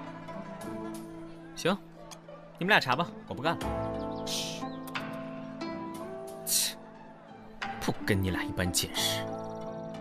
哎，可千万别小看这蚂蚁，将军的死可是跟这蚂蚁有很大的关系。瞎说。怎么能跟蚂蚁有关系呢？将军的死？那我问你啊，将军回家之前，夫人是不是已经把将军府打扫得干干净净了？对啊。那我怎么又会在书房的后墙角里发现松土呢？那又怎么样呢？我曾经在大邑见过这种蚂蚁，这种蚂蚁呢叫军蚁。别看一只军蚁的力量不算什么，但是把它们聚集起来，吃下一只猛虎都不在话下。哦，那你说那是大邑耶？长安城怎么可能有大邑的军蚁呢？不可能，你净瞎说。这么看来，是有人故意把军蚁引进将军书房了。对。将军府内房间众多，而军蚁只出现在将军所在的房间，并且只杀死将军一人，所以我认为是有人预谋的。那我去查个清楚，反正在长安城，大邑的人也不多。回来。可是也不少了，这样盲目查下去，只会浪费时间。那你说咋办呢，老大？将军在多重把守之下还能被杀死，我认为凶手恐怕出自将军府内，所以还是从将军府里的人查起吧。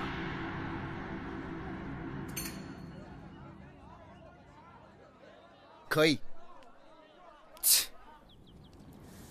李少卿，不是我不配合，而是接触到书房的人实在是太多了。当日为了迎接将军，全府上下的人都在打扫清洗，你让我上哪儿去找出这个嫌疑人呢？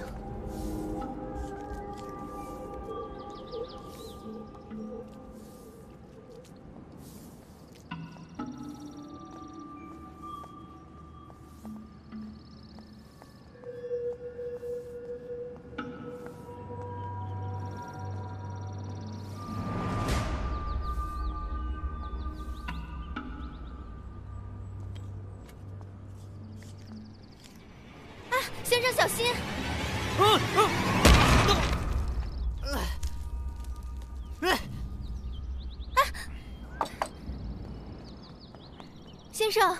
先生，你没事吧？我没事儿。我这就找人来救你，别着急。啊，好。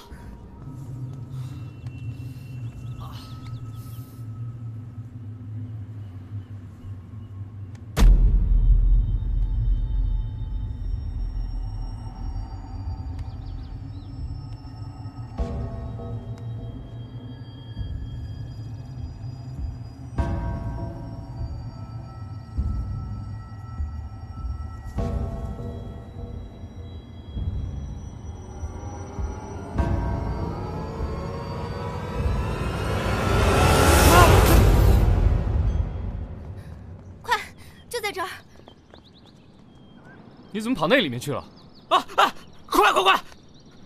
快，把绳子放下来，拉我上去！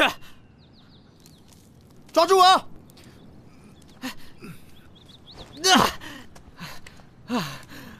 你怎么了？有什么？军医，下面有军医。军医。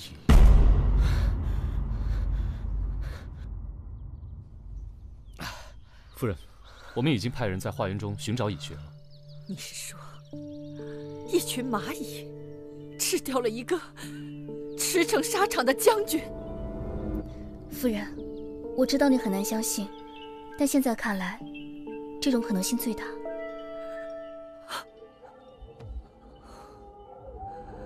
在那个地洞里，你真的看到蚁穴了？没有，不过那种臭味分明就是尸臭。如果我猜的没错的话，有人在那里饲养军蚁。那你怎么可能没事呢？哎，你很期待我有事是吗？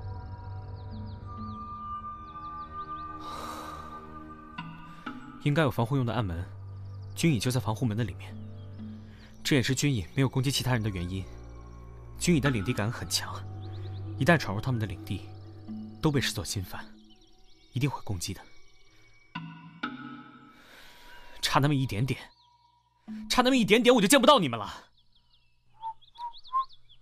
好，就算花园里有蚁穴，可蚁穴跟将军书房离得并不近，军蚁是怎么过去的？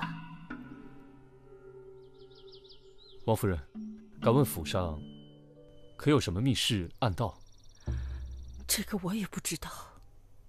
想必你们也听说过，这个将军府之前本是孙承将军的。10年前，孙承企图谋反，被陛下灭族之后，陛下才把这儿赐给了将军。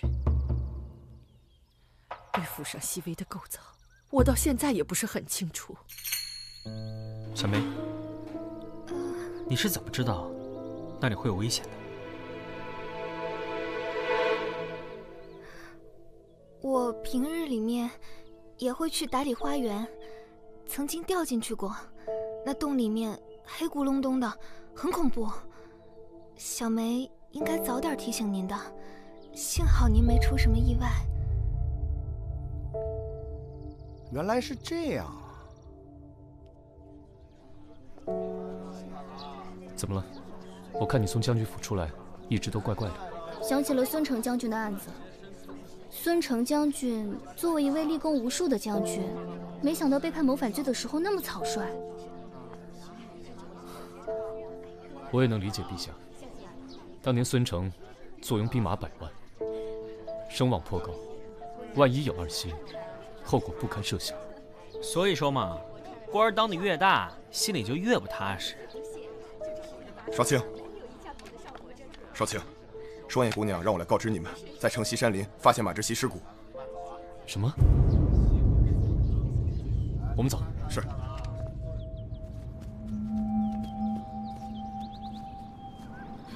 你们到哪儿去了？这么晚才来？怎么样了？自己看喽。不过这次有点不一样，是黑骨。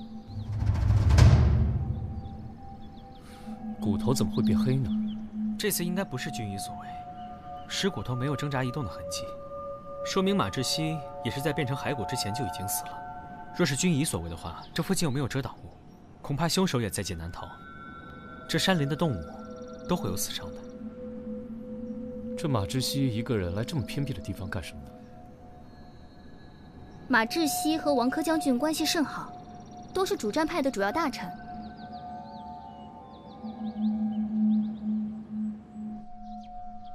这李治和上官是怎么查案的？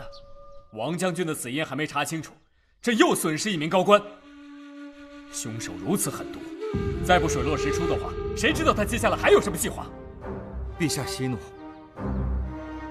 陛下，微臣愿意协助李少卿和上官公办理此案，3日之内必会水落石出。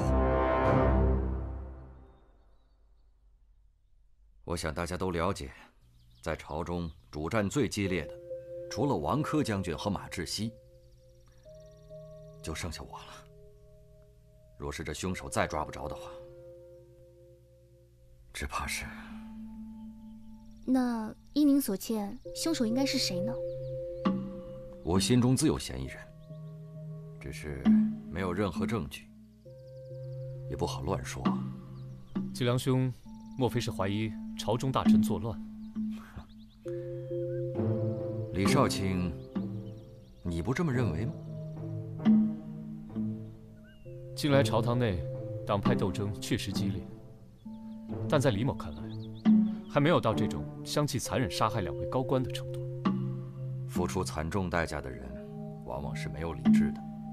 他们做出怎样出格的事情，我们常人都无法理解。季良兄尽管放心，有我李治在，季良兄绝对不会出事。好，来，喝茶。哎，我来。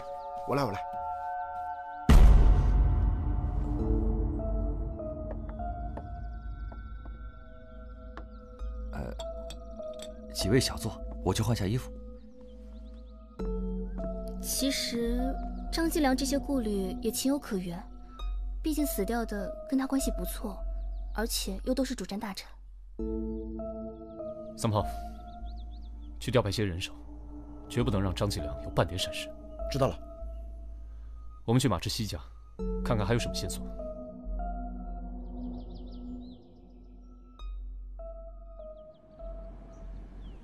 主人近来确实很奇怪，常常唉声叹气，他又是个闷葫芦，问他又不肯说，直到昨天晚上，主人收到了一封信。一封信？一封很奇怪的信。他看完之后，愈发沉默了。那封信现在在哪里啊？主人看完之后，就把信烧了，而且还躲躲闪闪，生怕我看见似的。所以，你是不知道信上内容的？我以为是朝中机密，就没敢多问。然后他就去山林了？我并不知道他去了哪儿，他只说要一个人出去走走，可过了丑时之后还没回来。我才发觉不对劲，就赶紧派人四处找，没想到，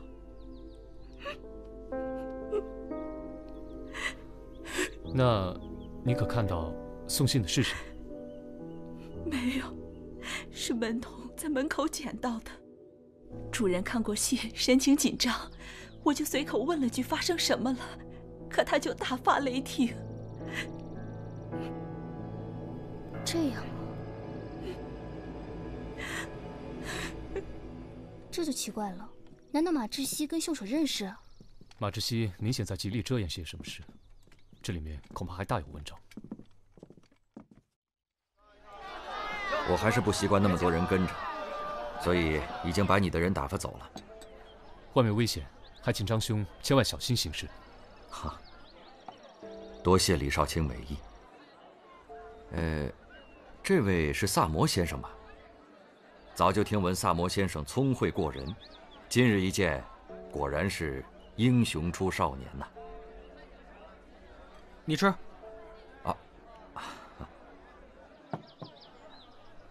张兄，今日来此，所谓何事啊？实不相瞒，当日替李兄求情，跟陛下夸下海口，说3日之内将罪犯捉拿归案。今天我来，就是想问问李兄，这案子怎么样了？惭愧啊，这马志西的死因都未能查出，凶手更别提了。这也不能怪李兄，还是凶手太过于狡猾。大消息！大消息！什么消息啊？这么开心啊？我可能明白马志西是怎么死的了。快讲来！我爹跟我讲，他今日进宫的时候，看见西域大使进献了一件宝物，名叫八王水，说可以瞬间融化衣物，甚至是人。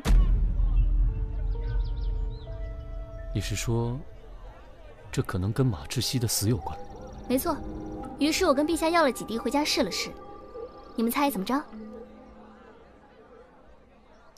快说吧，还每次要人请啊？不到1刻钟的时间，那死老鼠就只剩骨头了。更神奇的是，那骨头上面也有一层黑色。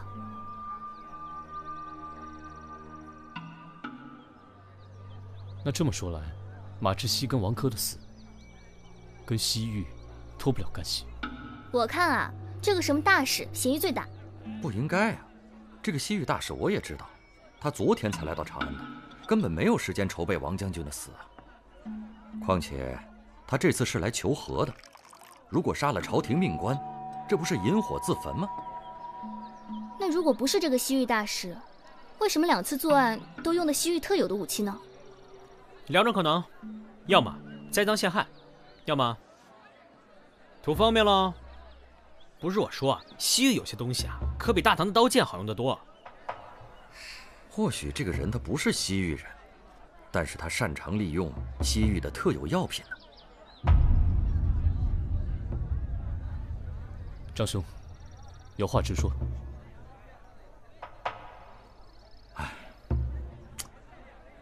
2年前，我跟高基一起出使过西域，当时高基就对这西域的物品特别感兴趣，也带回来许多。到现在，我想高基已经收藏了不少西域的珍奇玩意儿了吧？就算是这样的话，也不能证明高基就是凶手啊。反战最激烈的就是高基了，他多年来与我们政见不合，朝上朝下唇枪舌战，关系十分不好。若是怀疑，我第一个怀疑的就是他。这些也都只是猜测而已。以我对高基的了解，他不可能杀人。了解？你对高基有多少了解？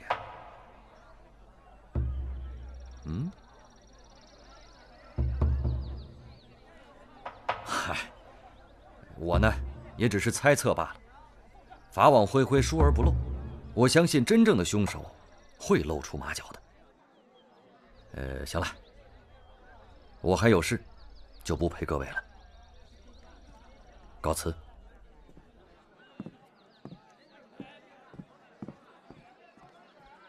我觉得张继良说的很有道理。你知道你有哪2大缺点吗？你说。太重义气，太相信直觉。我开始被暗踪的第1天，我爹就告诉我一句话，我现在告诉你。说。永远都记得，官场是血腥的。好，那就劳烦上官姑娘，好好给我讲一讲高基的家史，让我对他有更多的了解。高基跟突厥战争可有千丝万缕的关系。他曾经作为副将，跟随孙承将军一起出兵作战。那时他有5个儿子。5个儿子？不过在对战突厥的时候都死了。虽然儿子为国战死，让他一路升官，可也因为战争，连个传宗接代的人都没有，怪不得那么反对战争呢。哎，那张继良有没有参加突厥战争啊？对，那场战争也有张继良。那时候张继良还只是王将军手下的一个副尉。高基有2个儿子是在马志熙手下牺牲，3个儿子是在王珂将军手下牺牲。高基恨他们，也情有可原。这些也还都是推测，并没有确凿的证据。不调查怎么会有证据啊？哎，哎，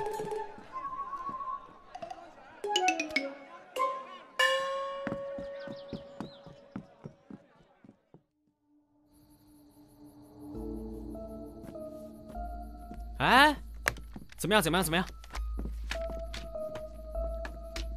哎呀，真没说啊，这不查不知道，一查吓一跳。这高基啊，还真奇怪。大家都知道，这高基啊，性格温和，品行纯良，可通常为官。作为同僚，他1没有去参加王珂的葬礼，2没有去关心马志熙的事情。前天还神采奕奕的在自己的府里转悠，昨天就说自己病了，请旨要告老还乡。你们说奇不奇怪？奇不奇怪？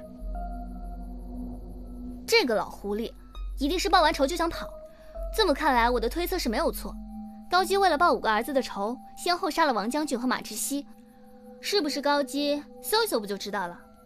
我问你，你敢搜高府吗？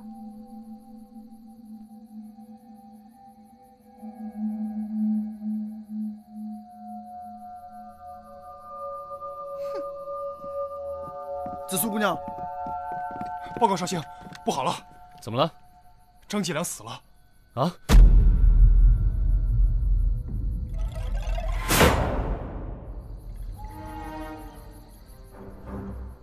和王将军的死差不多，尸骨很干净，只剩下白骨，其他的也没什么好查的。哎，你们看，他的手指着鞋子。鞋子很干净，没什么线索。你看那鞋子的摆放哦，一高一低，低有基础的含义。高基，这是张继良给我们留的线索呀。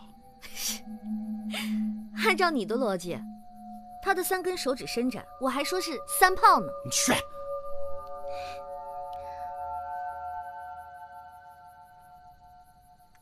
哎，你去哪儿啊？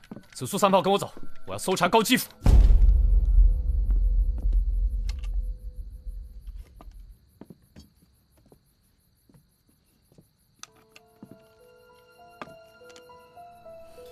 啥也没有啊，你那儿有什么发现吗？奇怪，不管是军医，或者是霸王水，还是别的什么，总会留下点痕迹吧？你不是知道很多新鲜玩意儿吗？连你都没发现，看来这次啊，真的是没辙了。凶手究竟是怎么做的呢？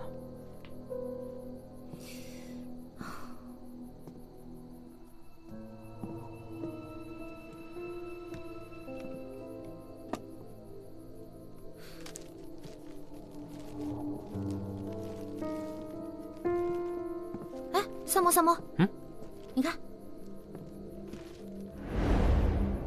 这是他吗？是啊，怎么了？长得还挺帅的。哼，我本来以为他的肩胛骨突出，2肩会不一样高呢。哎，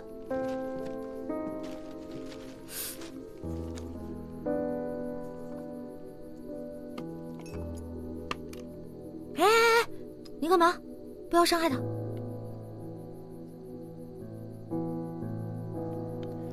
白骨这么干燥，分明不是昨夜死的。可是为什么呢？突厥战争，张继良，5个儿子。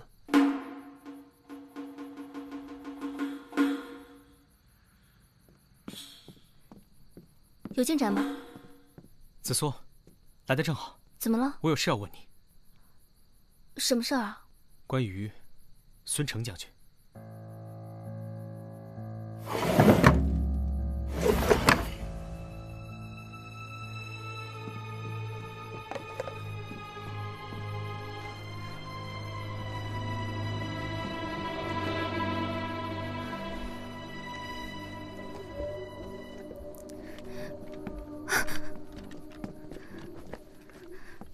犯了案就想走吗？我不知道你在说什么。孙木心，将军书房里的军椅就是你打开密室放下来的吧？什么？你是最后一个离开将军书房的人，又是孙成将军的女儿。书房里的机关，想必你很清楚吧？公子，你怎么了？我不知道你在说什么，我更不知道孙成是谁。我要去洗衣服了。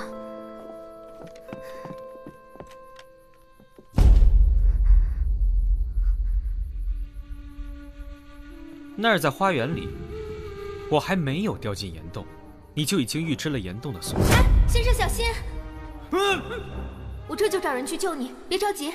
着急的把我救上来，看似好心，实际是担心我发现岩洞的石门背后就是军医的义穴吧？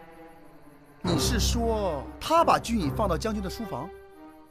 不对呀，你不说军椅在后花园吗？难道他一只一只拿过去的？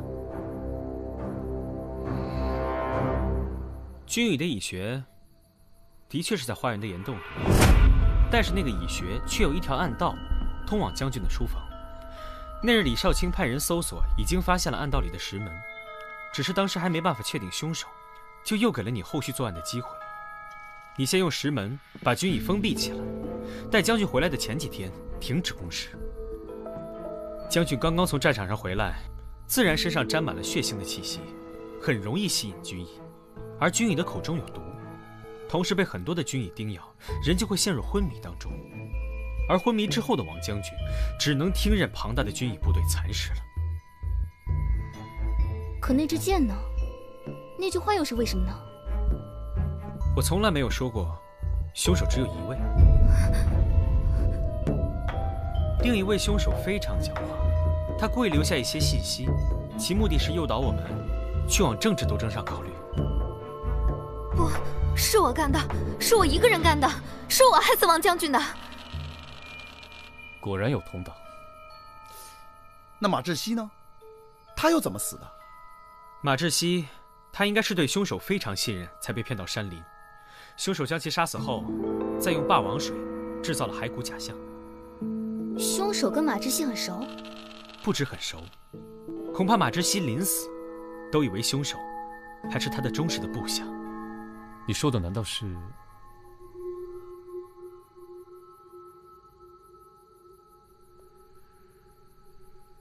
你想让你的妹妹承担所有的罪责吗？我知道你在这个房间里。张继良。张继良，他不是？把小梅带走。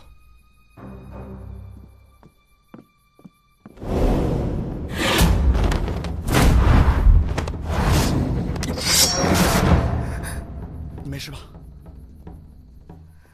张继良，你终于肯出现了。你的这个计划堪称是完美。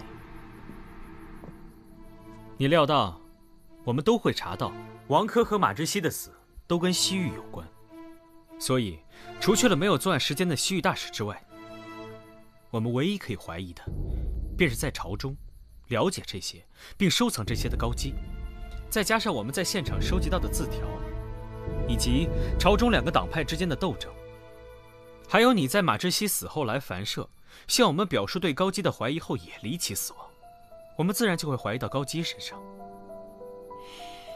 可惜啊！可惜什么？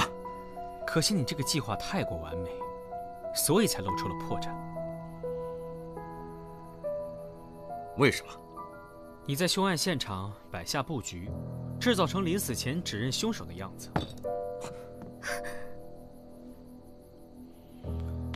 可是你想，你都有时间来现场指认凶手，为何不想办法呼救呢？你的情况跟王珂不同，你的夫人就住在隔壁，可她浑然不知你被杀害，这不是很奇怪吗？而且，不管是军医还是霸王水，都会在现场留下痕迹。可是我们检查过了，房间内外都没有军医的痕迹。直到双叶指出白骨的肩胛骨突出，这才提醒我，那具白骨不是你的。那么既然你没有死的话，原因就很明显了，是你想嫁祸给高基。那他为什么要这么做呢？刚开始的时候我也有疑虑，就算你想嫁祸高基的话，也没必要杀死王珂和马志熙呀。可后来我了解到，突厥战争当中，高基是孙承大将军的副将，而孙承大将军也正是在这场战役当中被认定为谋反。那么为什么作为副将的高基却安然度过了这场劫难呢？原因只有一个，那就是高基被收买了，甚至帮助了对方来陷害孙承大将军。而陷害孙承大将军的两个人，就是王珂和马志熙。后来我从子苏的口中得知，孙承大将军育有一儿一女，女儿就是小梅孙木心，儿子就是你。残忍地在战场上杀害了高基5个儿子，并引导我们抓捕高基的张继良，或者说孙沐尘。这都是你子虚乌有的猜测而已。子虚乌有？我不知道你们两个人是怎么免于一死的。可是我了解到，当年陛下为了解心头之恨，曾在孙家人身上落下罪字，以防逃脱。哎，我来。怪不得你当时有意遮掩。是我又怎么样？哥哥，是我杀了王珂，是我杀了马志熙，是我诬陷了高基，但是他们该死，都该死！哥，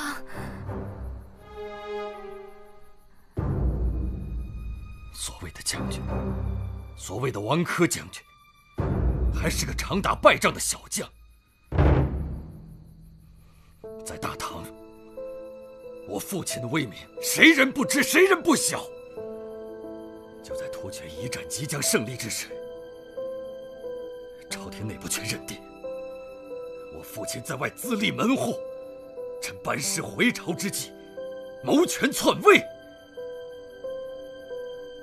是王珂，是他的嫉妒，他联合马志熙陷害我父亲。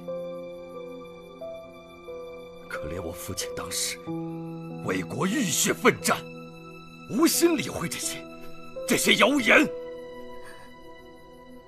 可是高基呢？高基为了保住他的性命，他居然背叛了我的父亲，制造了假的信函交给了皇上。当时父亲大权在握，皇上怕他功高盖主，所以草草定罪。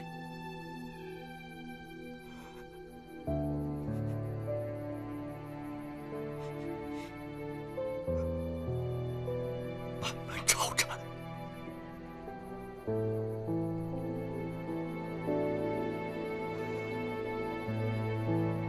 当时我父亲的生死之交，也是我的义父。他为了我们孙家能留下香火，在押送犯人的时候，把我和我妹妹偷了出来。可他牺牲了他的2个孩子。就在那个时候，我就下定了决心，我一定要为孙家，为那2个孩子报仇。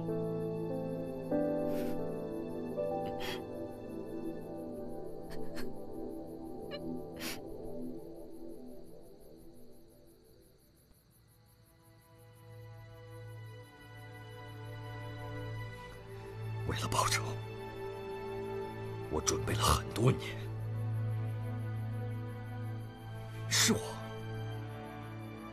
是我在军队里先后设计害死了高基的5个儿子，我要让他尝尝断子绝孙的滋味。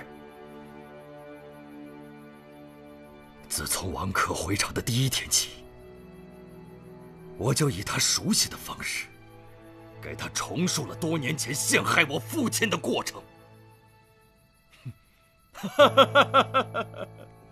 他们都吓傻了，他们以为是冤魂索命。我跟马志熙说出自己因为孙承将军的事情受到了威胁，约他出来想问清楚事实。他根本没有想到过我就是孙沐尘，所以他被我轻而易举的就杀死了。